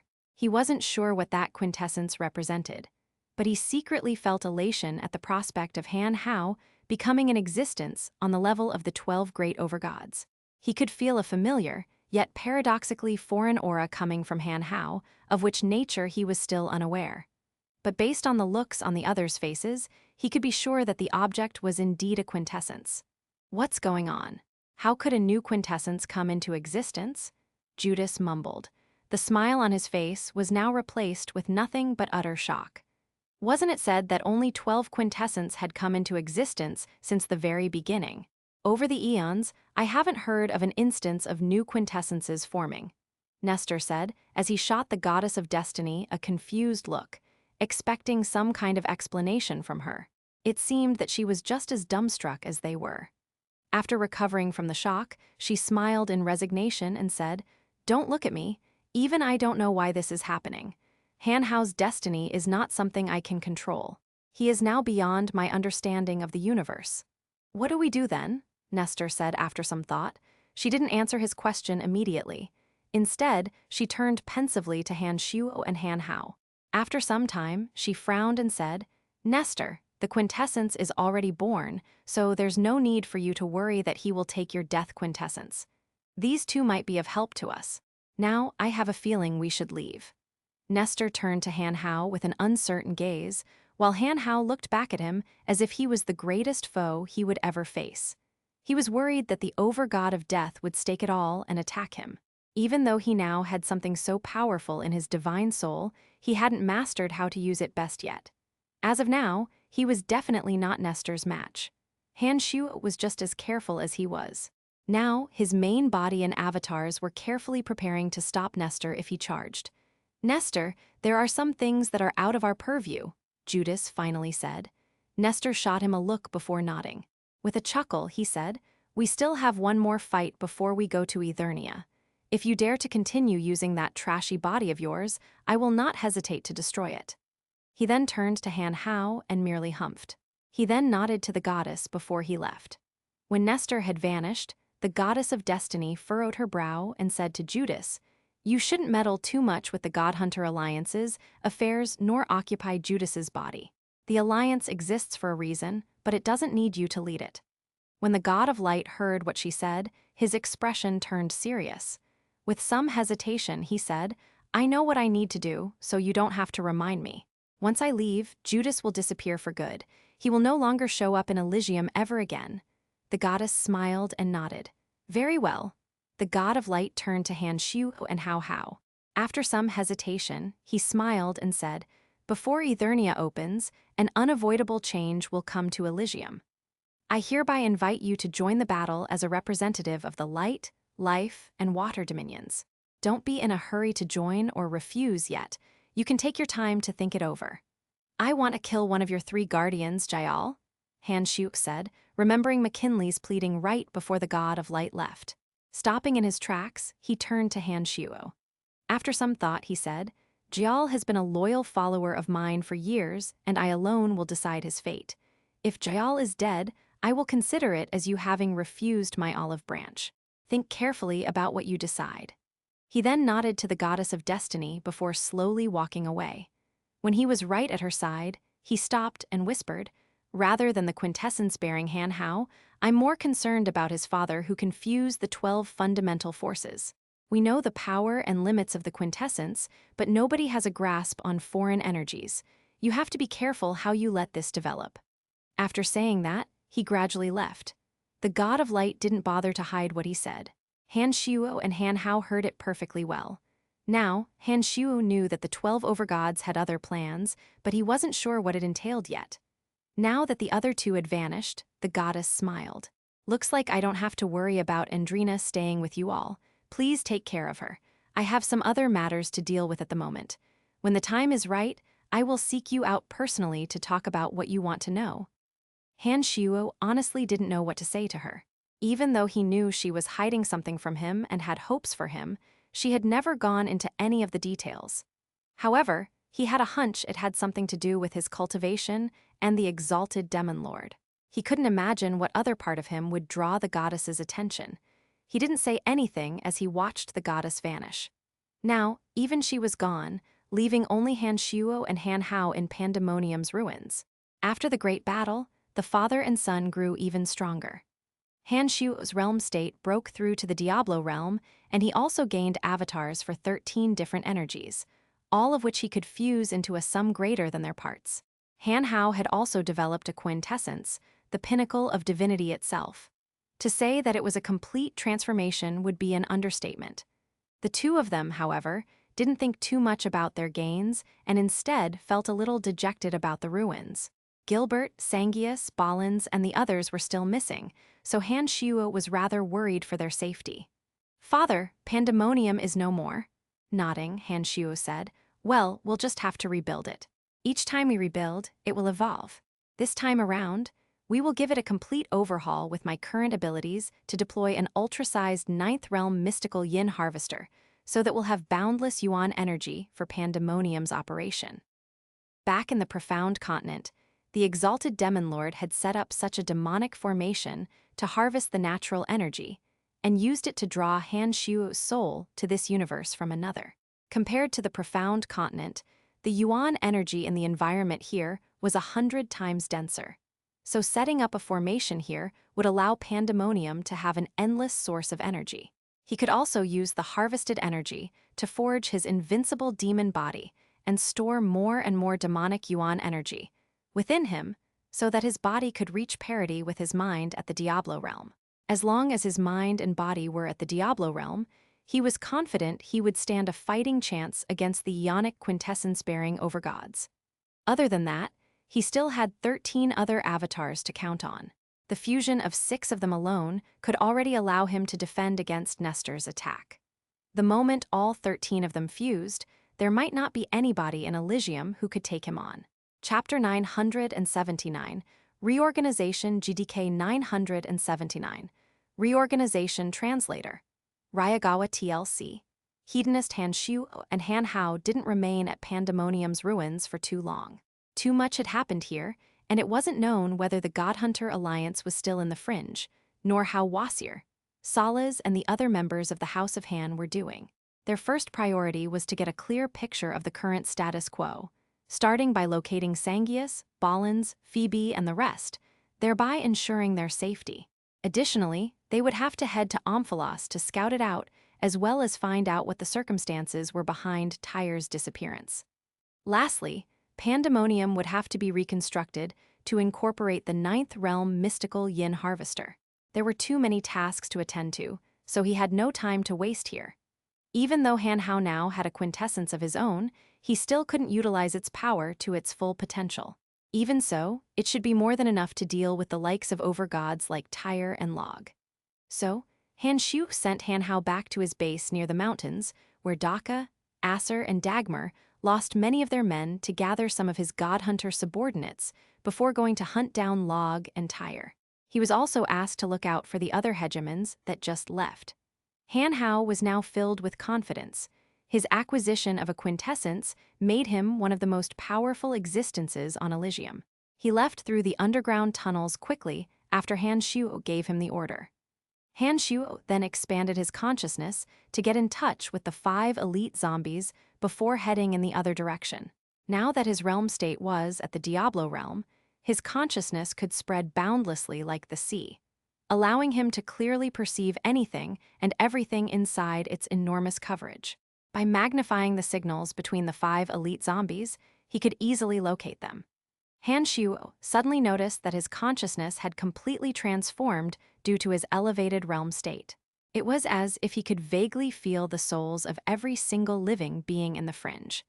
The more powerful the life form was, the more obvious he could pick out their telltale life aura. Gradually, as he focused on his senses, he began to pick out many familiar signals, including Tyres, Logs, as well as Wasier, Salas, and so on. He cracked a smile at this new mastery he had acquired. His new realm state still hadn't stabilized completely yet, but he already had a taste of how powerful the Diablo realm was, and it would only get better from there. Now, it was as if he could see through everything. He decided he would first consolidate his men, starting with Wasier and Salas, who were nearest to him.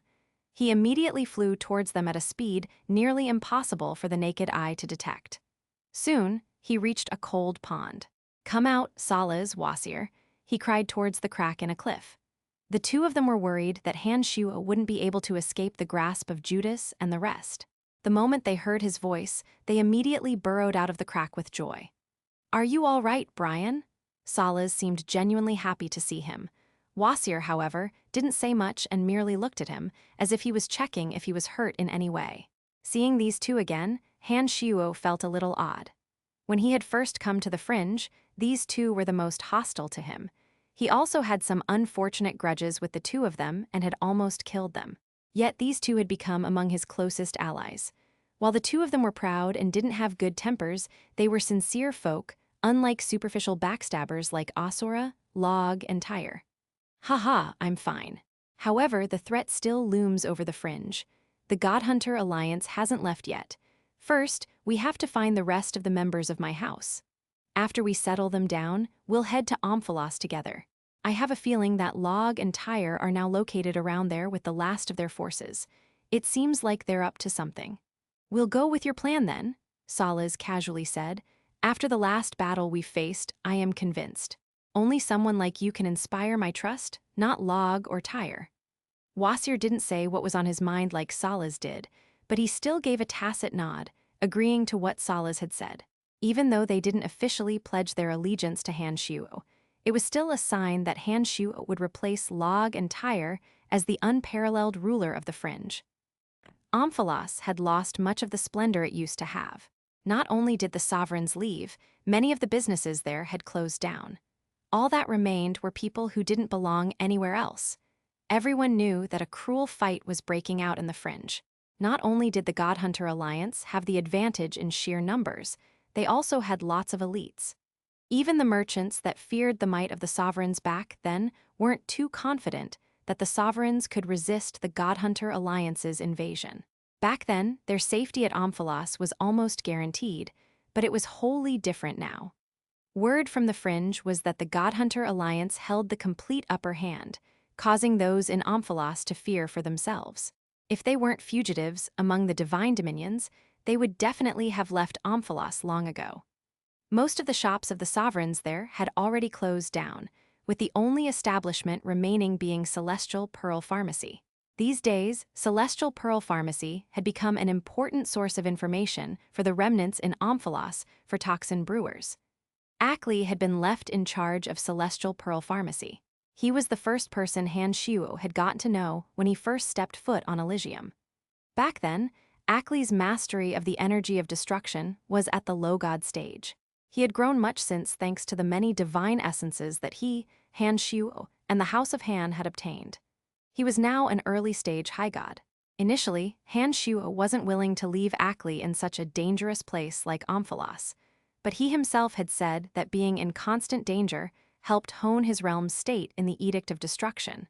What with there being a constant dread and threat of destruction that loomed over Omphalos, he had insisted to be allowed to stay back in Celestial Pearl Pharmacy. Tell all the toxin brewers to join the House of Han. We can ensure that they make it out of these troublesome times safely, Ackley said to an old man as he leaned lazily into his beast-skin chair, popping one shiny grape into his mouth after another. Lord Ackley, the others are all on edge. Strangers show up in Omphalos often nowadays, and it seems like the Godhunter Alliance will come at any moment. It's not just them, even I'm scared. Don't you think we should at least lay low first, Lord? The old man wiped nervous sweat off his face. He was just a pharmacist Han Shuo had hired from Ethereal City, so combat was not his forte. With things being the way they are now, anyone could tell that it wasn't safe in Omphalos, and those who could had already evacuated from the Omphalos. Only Ackley seemed to stay there like a fool who didn't understand the true extent of the threat the Godhunter Alliance posed. Scared my ass? Ackley spat out the last grape seed and said, "Tell the poison brewers that Brian of the House of Han promised they will be kept safe as long as they work for Celestial Pearl Pharmacy. How are we going to assure them of their safety?" The old man must have thought that Ackley was insane. Ackley humphed and said, "The Godhunter Alliance has suffered heavy casualties at Pandemonium, resulting in the hegemons all fleeing hastily. I don't think they'll have much time left. The age of log and tire is long past. From now on, the whole of the fringe belongs to the House of Han? You can't be serious." The old man couldn't believe what he heard at all. Nowadays, Ackley feasted and drank himself to the high heavens nonstop as far as he was aware. It didn't help that his words sounded like the ravings of a madman. "Fool, don't you know that every member of the House of Han has a spatial mirror?" He rolled his eyes, got out of his chair, and went outside as he continued to mumble. "This is a chance you can use to convince those fellows. After the danger passes, it'll be hard to get any concessions out of them." Chapter 980, Winning People's Hearts GDK 980, Winning People's Hearts Translator, Ryagawa TLC. Hedonist Jack was the most famous toxin brewer in Omphalos. The toxins he made were famous for having no competition among everyone else's in terms of toxicity and solubility. When he was young, he was a scion from a notable family in the Water Dominion. However, he had never tried hard cultivating water energy. Instead, he had been too deeply engrossed in the art of brewing. When the power balance in his large family shifted, his parents took the fall and he was also hunted down. He only managed to escape after much difficulty. Carrying all that hate in his heart, he survived and plotted to use the acidic toxic fumes he synthesized to eliminate all 600+ members of his family. Within a single night, he reduced all of them into bloody fluid, leaving not a single one of them alive. Before he did so, he was completely unheard of, but right after, his name sent shockwaves across the Water Dominion. From then on, the Dominion's authorities spared no effort to hunt him down, dead or alive. Being quite weak himself, he had no choice but to lay low and disguise himself as he left the Dominion for the Fringe. On the way, he continued improving his toxin brewing skills, killing many of the enforcers that came his way and becoming public enemy number 1. However, his carelessness caused him to douse his left hand with poison accidentally. Had he not reacted quickly enough to amputate himself in the nick of time, he would have been reduced to a pile of ones. Being a top fugitive, he would definitely be wiped out if he dared to leave the Fringe. But in the Fringe, he could brew as much poison as he wanted. He had made quite a lot of progress in the past few years, but it was not enough for self-preservation as he wasn't competent in combat at all. If his enemy managed to get close to him, he would be killed before he even had a chance to use the toxin. By now, many refugees had already left the fringe, though Jack knew that doing so would be suicide for him. All he could do was stay and hope he would survive the troubling times ahead. Dying was the last thing he wanted, and when he noticed Celestial Pearl Pharmacy was the only establishment that remained in Omphalos, it became his new safe haven.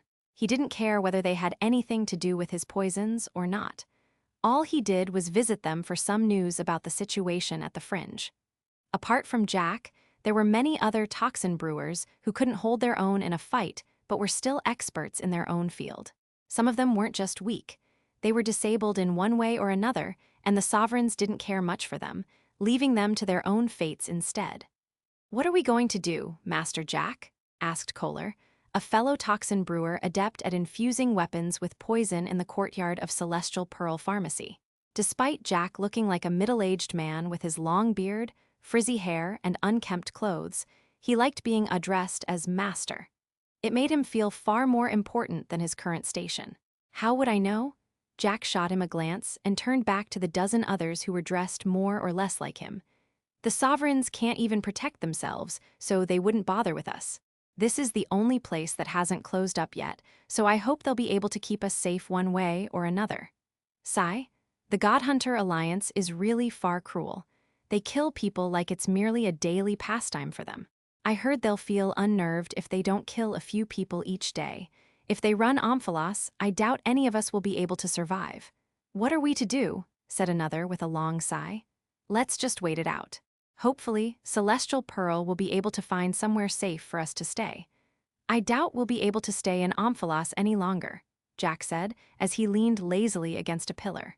He was just as worried as the others, but his past experience allowed him to cope slightly better. As they spoke, Ackley stretched lazily as he approached them. When he arrived, all those in the courtyard anxiously got closer and asked about the goings-on in the fringe. Ackley loved the feeling of people anxiously flocking to him. Smiling, he waited for them to calm down before he turned to Jack. "Oh, Master Jack, you're here too? Haha, I thought you were making a lot of noise about our establishment being a scam and not providing quality products." Jack seemed a little awkward. He kept quiet and didn't say anything. When Omphalos was still at peace, he complained that the concoctions Celestial Pearl Pharmacy produced were too average to justify the high asking price. It was nothing but an outright scam to him.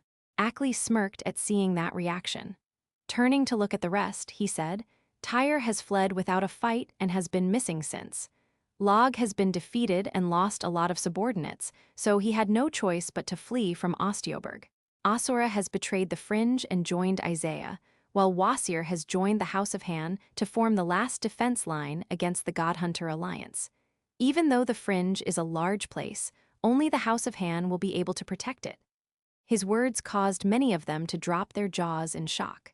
Ackley's claim that the two most powerful sovereigns, Log and Tyre's instant defeat, was far out of their expectations. Asura's betrayal was also a huge blow for their side. The news was nothing short of despairing. However, Ackley proceeded to drop another bombshell, telling them about how Han Shu and Wasir teamed up to deal a huge blow to the God Hunter Alliance. It burned all their despair away in an instant and ignited another blaze of hope. Even though some of them were skeptical about it, they wanted to believe that the news was true. "What are you implying, Ackley?" Kohler said, noting the subtext in his words.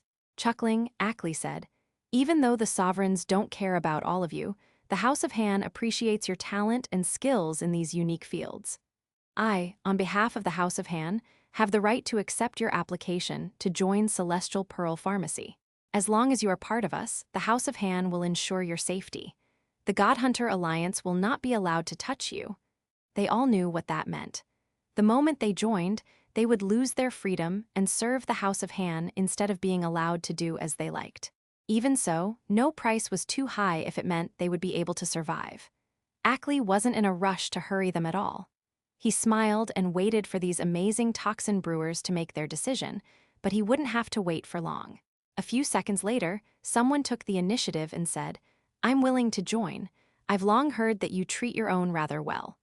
Joining Celestial Pearl is the same as becoming a member of the House of Han. I can't ask for anything more. After the first deal was sealed, the rest followed smoothly. Even Kohler agreed to Ackley's offer after some deliberation. Only Jack, the former scion, was still hesitating about the matter. The sovereigns had long noted the potency of the toxins he brewed and had sent people to recruit him, but he refused all their offers. Perhaps his refusal had offended the sovereigns, causing them to leave without taking him along. Someone that prideful like him would definitely find it much harder to let go of his autonomy compared to the likes of Kohler. After everyone else agreed to join, Ackley smiled and turned to Jack. Master Jack, my lord has told me that he respects your mastery of the craft and has asked me to make you a special offer. As long as you are willing to join us, you will be put in charge of all matters relating to toxins. Apart from that, my lord promised to restore your lost arm. The moment he heard that his arm could be restored, he lost his cool and yelled, "What? Restoring an amputated limb is a thing of legend. Only the most powerful gods of the Edict of Life can do such a thing. Does your lord have such an ability?" While Jack was an expert at toxins, the art of healing was beyond him. Of course, our lord's accomplishments in the field of healing is far beyond what you can imagine. He said that he can easily restore your arm, and he will do so as long as you join us. So, what will it be, Jack? Ackley knew that the deal was as good as sealed. As expected, Jack nodded without much thinking. All right, I'd like to see what miracles his lordship can use to restore my amputated arm. Now that even Jack had joined them, basically all the unaffiliated talented folk in Omphalos served the House of Han. Celestial Pearl Pharmacy would be able to stand on their own in Elysium even without Han Shu's explicit support. Chapter 981, Resurgence GDK 981, Resurgence Translator. Ryagawa TLC, Hedonist Tyre and Log met up outside of Omphalos. Though the casualties suffered at the battle at Audiobook were heavy, it wasn't enough to truly end someone as scheming as Log. He used those Phrygian factions who had submitted to his authority as cannon fodder to take the brunt of the blow. The ones who had perished defending his Audiobook were mostly from those factions, while most of Log's elites had survived. Tyre, however, was completely different. Having known Daka and the Godhunter Alliance's plans all along, he left the Shrine of Destruction in advance without losing a single soldier. After the huge blow he suffered, Log was so dejected that he considered dropping out of the upcoming battle in the Fringe entirely and head to the dominions of space or destiny to sit the chaos out. But before he could, he received an invitation from Tyre for a last-ditch fight in the hopes of being able to make a comeback at Omphalos. Log had wanted to refuse at first, thinking that they didn't stand a good chance against the Godhunter Alliance, but after hearing what Tyre had to say, he changed his mind. Instead, he regrouped his forces to join up with Tyre, with the intention of putting up one last fight against the Godhunter Alliance at Omphalos. Tyre and Lao had their subordinates spread word that Omphalos contained the most untold riches in all of the Fringe, especially the wealth belonging to all the businesses of the sovereigns there, especially all the black crystal coins, in an attempt to lure the Godhunter Alliance to Omphalos. Tyre, are you really certain that you'll be able to wipe out all the hegemons? Log asked pessimistically at a mountain peak far away. The ever-resolute Tyre seemed to be in rather good shape. Feigning an air of absolute confidence, he smiled. Log, don't you worry. There are 1,000,000 tons of weapon-grade energy crystals buried beneath Omphalos, my personal stash that I've gathered over the years. As long as the hegemons enter, I will be able to use an energy tower to detonate all those energy crystals and wipe the hegemons and their men out in one go. Weapon-grade energy crystals were a type of crystal containing highly concentrated energy of remarkably high purity. 1,000,000 tons of them exploding at the same time would be able to wipe Omphalos out completely in almost an instant. That kind of destructive power would be on par to an all-out attack of a quintessence overgod, and it was sure to be something even the hegemons wouldn't be able to survive.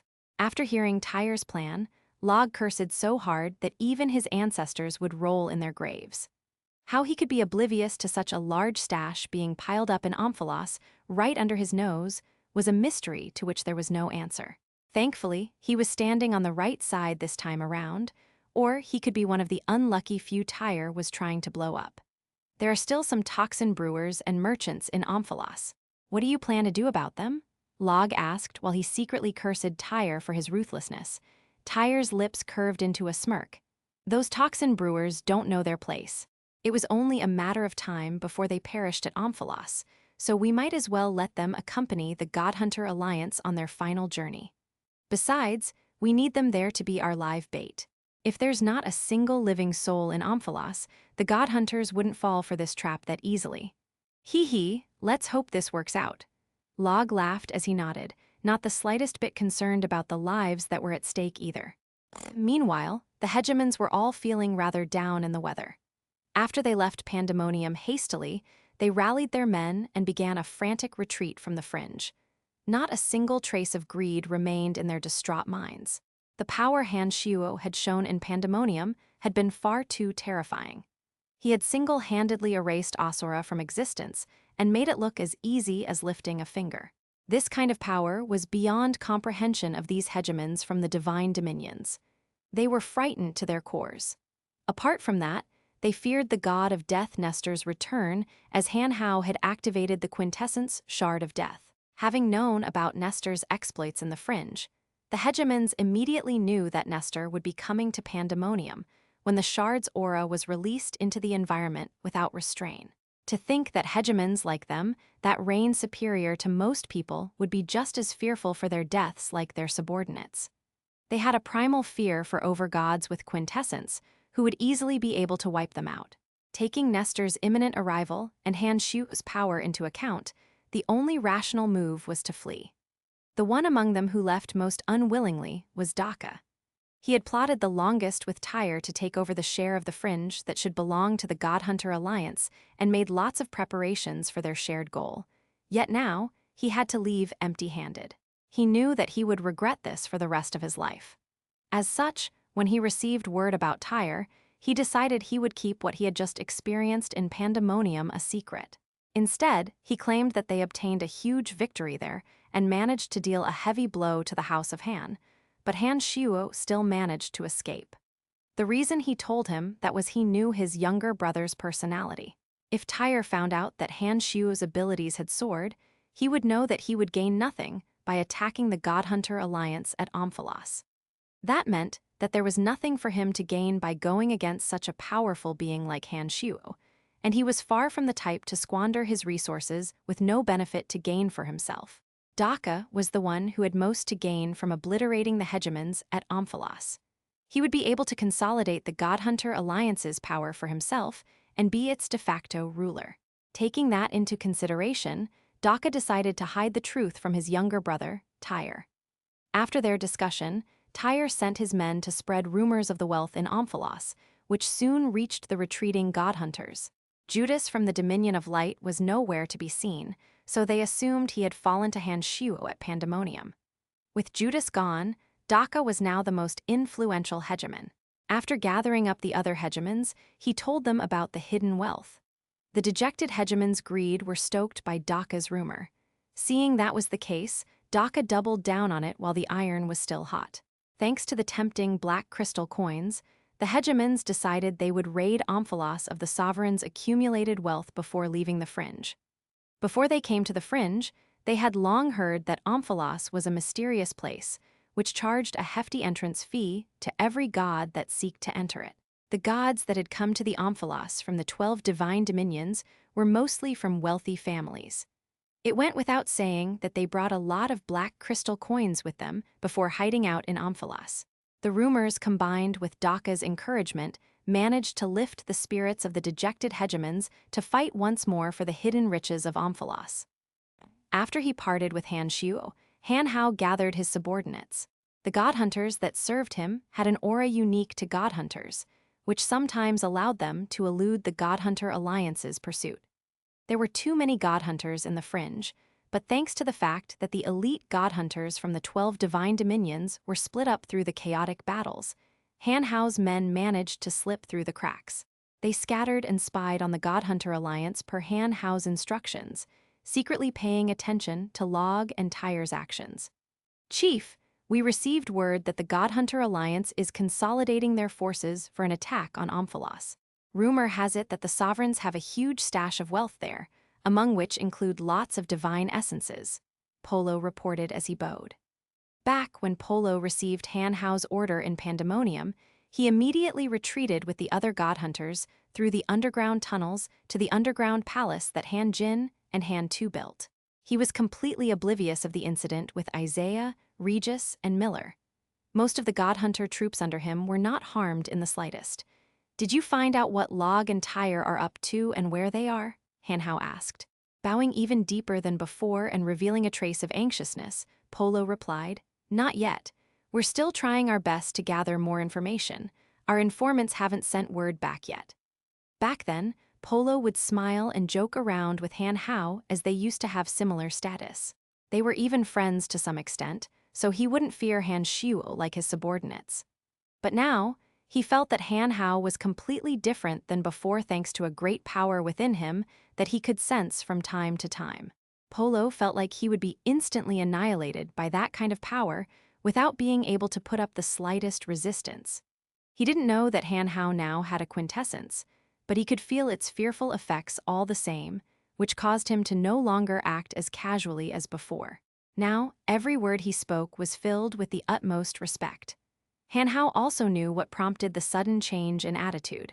It hadn't been long enough since he obtained the quintessence, so he wasn't able to control its power perfectly yet, which manifested as a leak that Polo felt.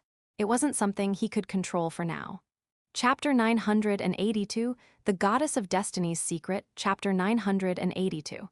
The Goddess of Destiny's Secret Translator, Ryagawa TLC. Hedonist back at Pandemonium, Han Xiuo had spent some time to locate all his family members and took them back here. When they all saw the current state of Pandemonium, they shook with rage and hatred for the God Hunters. Pandemonium was now nothing but an area covered in rubble and debris. Even the ground was cracked all over with rocks piled up unevenly across it. The countless buildings, as well as decorative and defensive pillars and energy towers, were nowhere to be seen. To Phoebe, Stratham, and the rest, Pandemonium was the true home base of the House of Han. They were quite sentimentally attached to the place and couldn't bear to see it in its current state. Even Han Shu felt rather taken aback, for he had invested the most time and effort into the place out of everyone here. The defensive formations alone cost him countless black crystal coins and ores apart from many other precious treasures. Seeing it all gone was quite a huge mental blow. "Don't be too sad, I will rebuild the whole place. With Han Tu, Han Mu, and Han Jin helping out, we'll be able to restore Pandemonium to its former state in a year or two. By then, it will be among the most mystical places in all of Elysium. We shall perfect it even further and make it more suitable for the cultivation of many different types of energies," Han Xiu said to console Phoebe and the other downtrodden women. They were all unharmed, thanks to Andrina and the 5 elite zombies leading them away the moment the situation seemed odd. There was nobody who could stop Han Tu and Han Jin from sneaking away. The women's moods gradually recovered with his consolation. The thought of how amazing Han Jin and Han Tu's abilities were made them confident that rebuilding Pandemonium was not too difficult a matter. Salas and Wasir didn't come to Pandemonium with him. Now that Nestor, Judas, and the Goddess of Destiny had left the fringe, Han Shu believed that there wasn't anybody else out there that could harm them now. With the state of Omphalos still being unknown, he needed Wasir and Salas to go there and scout it out. "Han Tu, come here." Han Xiuo waved to him, interrupting his thought about how he should rebuild the place. Smiling, he quickly came to Han Xiuo and asked, "Father, are we going to start rebuilding right away? The underground hasn't changed much. All we need to do is to reconnect the severed tunnels. If we spend a bit of time restoring the underground palace, the underground routes will soon be back to normal. Let's leave all that for a later time. I doubt the God Hunters will ever dare to come back here again, so we wouldn't need to worry about this place too much." He then took out a shining crystal ball and handed it to him. "This is Asura's divine soul. There's still a trace of the earth divine energy Asura used within it.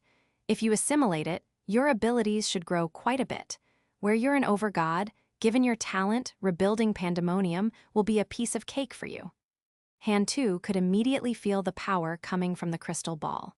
Han Shu had already erased all of Asura's self-awareness from his soul, leaving behind only the comprehensions he had on earth energy, as well as the complexities of breaking through to his level.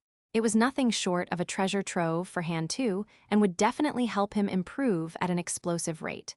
He received the ball excitedly and said, "Thank you, Father."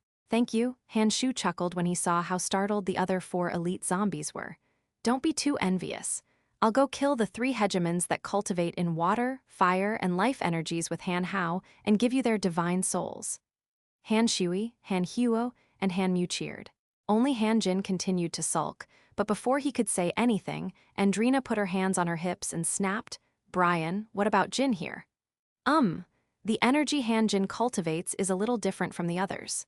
I still don't have a candidate that can help him improve. The 12 hegemons don't really cultivate any rare energies, after all. I don't have a choice in this matter. Andrina, Father treats us all the same. I'm sure you also know that my energy just isn't a good match, Han Jin added.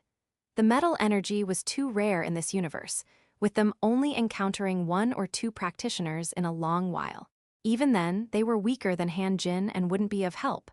Andrina had no choice but to accept the explanation.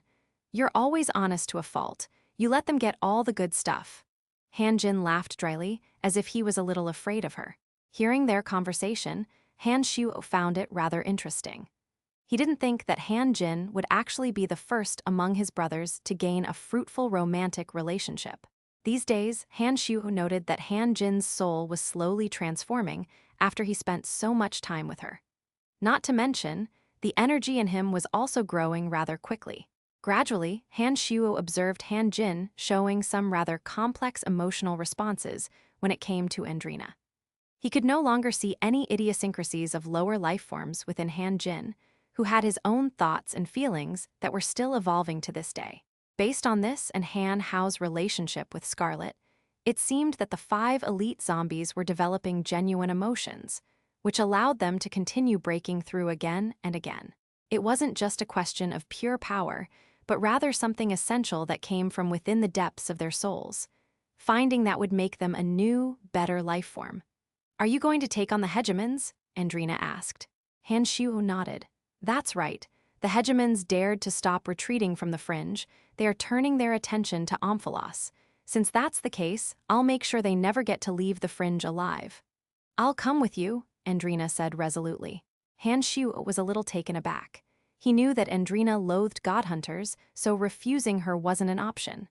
After some hesitation, he asked, "Why do you hate the Godhunter Alliance so much, Andrina? You've always kept it from me up till now. I wonder if this is the right time to ask." Andrina paused for a while before she said, "My father was killed by Godhunters, and I used to be captured by them. They forced me to make energy crystal cannons. My life force was almost used up entirely before I even managed to grow up." Han Shu was shocked to hear it.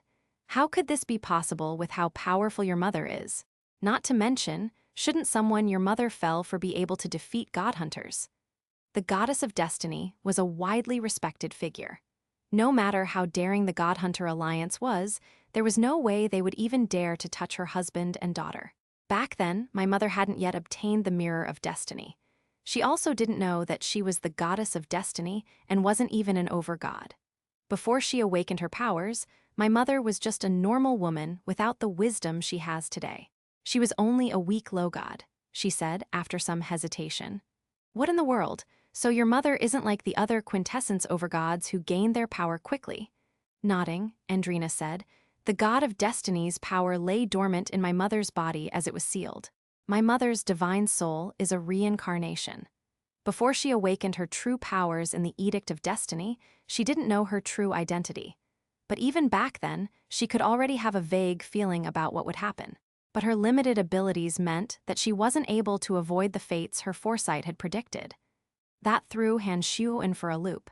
He didn't think the goddess had that kind of history. If Andrina had not told him this, it might be something he would never find out for the rest of his life. The Goddess of Destiny's powers were completely unique. Yet, what kind of person could be powerful enough to seal away the powers of someone respected by the other 11 quintessence overgods and cause her to reincarnate? Gradually, he seemed to have gained an insight into something. Andrina, your mother should have avenged you and your father already, right? That's right, but she didn't kill all the god hunters even though she has the power to. Every time I asked her why she didn't do it, she wouldn't tell me anything. Doesn't she know nothing is more important to me than avenging my father? It seemed that she had run away from home because of this reason. All right. We'll go to Omphalos together then, Hanshu suddenly agreed. Father, I will go with her, right? Hanjin said longingly. Chuckling, Hanshu nodded. He half expected this reaction. All right. The two of you shall come with me. Chapter 983, Undercurrents GDK 983. Undercurrents Translator, Ryagawa TLC. Hedonist, a cold breeze blew through the unexplored depths of Omphalos. However, that kind of cold wasn't the kind felt by the body, but rather the soul. Strange figures could be seen moving about outside Omphalos, all of whom seemed to have hostile intentions. Obviously, they were god hunters. With the sovereigns of the fringe having hurriedly retreated and resigning the lives of the denizens of Omphalos to fate, none of them would survive the moment the god hunter alliance descended upon them. Chaos broke out within. By now, they would die even faster if they tried to leave with the god hunters lingering outside. The denizens of Omphalos had been driven onto the brink of extinction and were helplessly awaiting their final judgment. There was nothing they could do about it, and that desperation had permeated throughout the whole place. All of them seemed lifeless and dispirited. The only exception to that, however, were those in Celestial Pearl Pharmacy. The toxin brewers that Ackley had recruited felt a sliver of hope, thanks to the assurances for their safety. It was thanks to that tiny bit of hope that they had joined the group and handed over the recipes and knowledge they had spent much of their life researching. These people saw their life's work as more important than their own lives. Even though Ackley had promised that they would be fine, they didn't fully believe him. That was the reason they handed over their secrets to Ackley for safekeeping. After all, they wouldn't want their life's work to be lost from the world even if they didn't survive. In any other situation, they would never hand over their secrets to Ackley, but with their deaths looming over them, each day that passed was a day risked not passing on the fruits of their labor. At the very end, they had come to terms with their possible demise. Ackley, naturally, was overjoyed to suddenly receive so much new knowledge. Even if those toxin brewers really ended up dead, the House of Han would be able to put their knowledge to use and propel Celestial Pearl Pharmacy to new heights. As such, he happily accepted their magnum opuses and had his men guard the secrets. Soon, half a month passed. Gradually, the folks in Omphalos noticed that the frequency of god hunter sightings outside were increasing. They grew even more despaired as they awaited their doom. Finally, the main army of the god hunter alliance and all the remaining hegemons arrived at Omphalos. The leader of this excursion, Daka, kept telling them about the wealth that was hidden within. The other hegemons didn't seem to doubt him one bit and were all intent on taking a huge share for themselves. With Daka running everything, the god hunters soon mustered their resolve to raid Omphalos clean. That was also the day when Han Hao received word from Polo about Log and Tyre's whereabouts. Han Hao wasn't in a rush to look for the two of them, as the situation at Omphalos seemed far more urgent. He knew that there were still some members of the House of Han there, as well as many other toxin brewers who had already joined the house according to Ackley's report. Sir, we shouldn't head to Omphalos now. The hegemons are already within. Our forces might not be able to match up with theirs, Polo said with a respectful bow. This wasn't even a fight he would consider if Han Hao had not decided to go through with it. While Polo didn't dare to doubt Han Hao, he couldn't shake the feeling that they were engaging in a futile effort. It's fine, Han Hao said, not explaining much. We're not sending everyone there. I'm only taking a small team including you. We aren't going there to fight the hegemons to the death. Instead, we're going to rescue the other members of our house. Polo's expression turned even grimmer when he heard not all of them were going to sortie. While he mocked Han Hao for his foolishness in his mind, all he dared to do was not. All right, we'll do as you say, Lord. He didn't say anything else and proceeded to get his elite subordinates to coordinate with Han Hao on the plan. Meanwhile, Log and Tyre were jittering with excitement. Log had never expected Tyre's plan to actually work out. He didn't know that Tyre and the current de facto leader of the God Hunter Alliance, Daka, were brothers. So he really thought that the alliance had chosen to gather around Omphalos, giving him this hope of overturning the battle at the fringe. Get your men ready, Log, heh. Once all the hegemons enter Omphalos, I will detonate the explosives within and wipe them all out. The two of us will take care of the small fries outside before going into Omphalos to take care of the aftermath, Tyre said with a smile. He looked at Log and thought, once the other hegemons are dead, you're the first one my big brother and I will kill. By then, everything in the fringe will be mine. Don't worry, they're all ready. Tyre, you really are amazing. I didn't know how you managed to sneak all those energy crystals inside. After this battle, the God Hunter Alliance will no longer pose any threat to us, and you will be the true ruler of the fringe. Tyre didn't seem to mind one bit. The two of us will rule the fringe in the future. We'll split it with Omphalos as its border. Haha, without your help, I wouldn't be able to do many of the things I've done. I will be counting on you from now on too. Oh, you're too kind. Though Log replied with a smile, he thought, once the God Hunter Alliance is done for and the situation in the fringe stabilizes, I'll definitely be the first one you wipe out. He kept thinking nonstop of how to conserve as much of his power as he can to deal with Tyre's potential betrayal. Now, it seemed that Tyre was more powerful than him, so he had to make quite a number of contingencies for that. Tyre himself was also wary of Log doing just that. If he didn't suspect him at all, he wouldn't have asked Log to join him. After all, he and Daka were enough to take out the God Hunters with or without Log. The God Hunter Alliance wouldn't fall for it that easily as Tyre had thought. No matter how much Daka tried to convince them about the wealth there and the weaknesses of Omphalos's defenses, they treaded carefully after having suffered such a huge loss at the hands of the House of Han. That was especially the case after Acer recounted their experiences at Pandemonium to the other hegemons. They didn't enter Omphalos all together like Daka had envisioned, instead sending some of their subordinates to scout the way out. Only after they got a clear picture of Omphalos's situation at the absence of any powerful enemies would they enter. There was nothing Daka could do about this. He made sure to use the magical mirror hidden in his sleeves to inform Tyre to be more patient. Naturally, Tyre had long considered this possibility. He informed Daka to bring some men with him to search the sovereign's shops. Tyre had prepared some rather huge stashes of black crystal coins and left them within the shops to hook the hegemons for good. In the past many years, Tyre had earned quite a number of such coins from Omphalos, and he was willing to part with them to take over the fringe. This way, he could ensure that the scouts the hegemons sent in wouldn't discover that Omphalos was empty and leave before he and Daka could wipe them all out. Daka then confidently entered with a few others. The other hegemons seemed to yield slightly after seeing the one who proposed the plan enter so readily. However, they didn't dare to trust him completely. But if word came that there really were riches within ready to be plundered, they would be the first to scramble in. So, Daka entered with some of his own men and the other hegemon's men.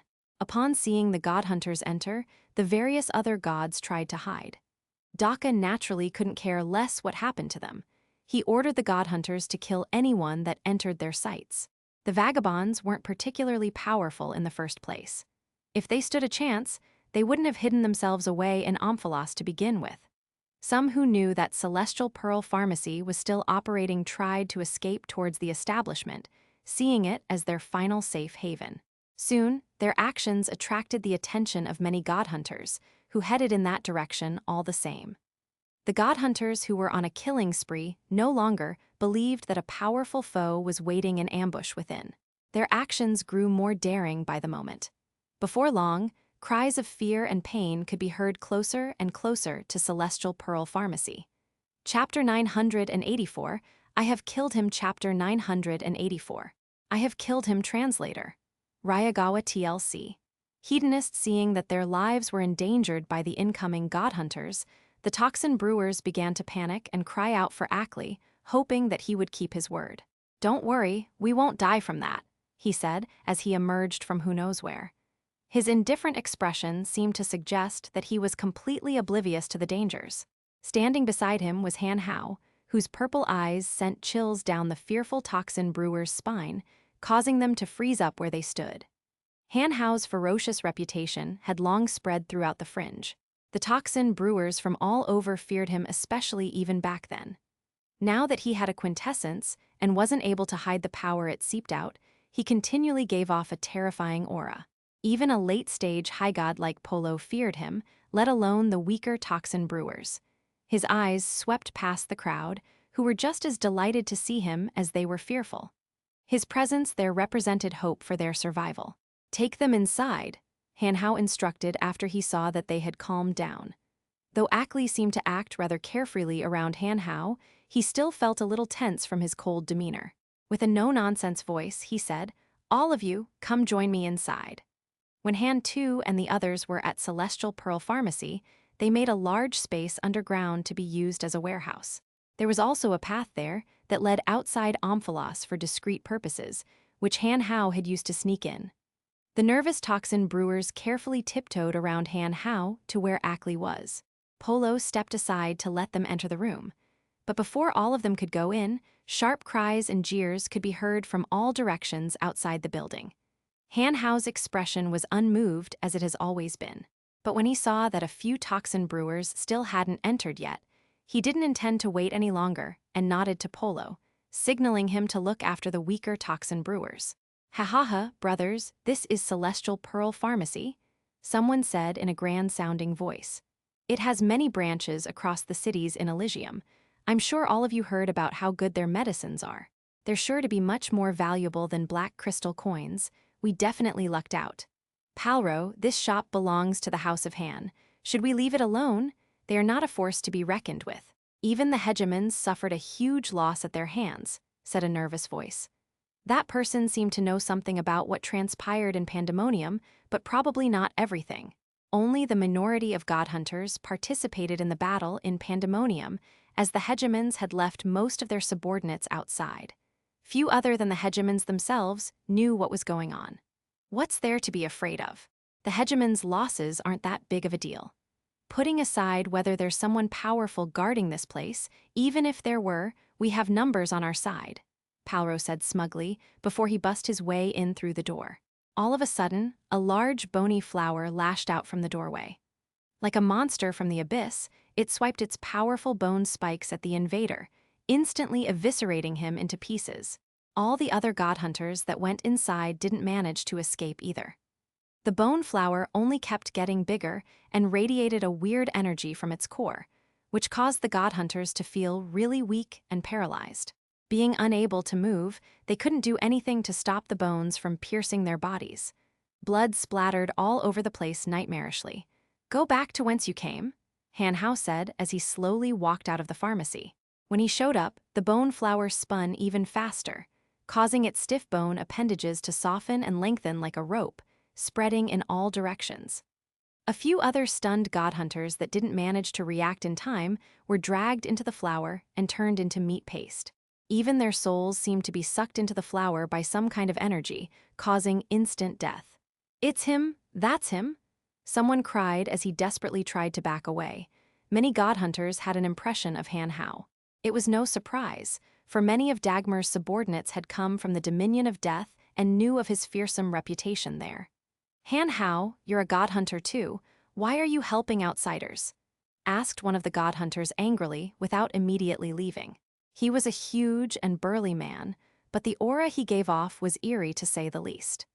Back at the Dominion of Death, he had worked with Han Hao by Dagmar's arrangement on a few errands and had even helped Han Hao out.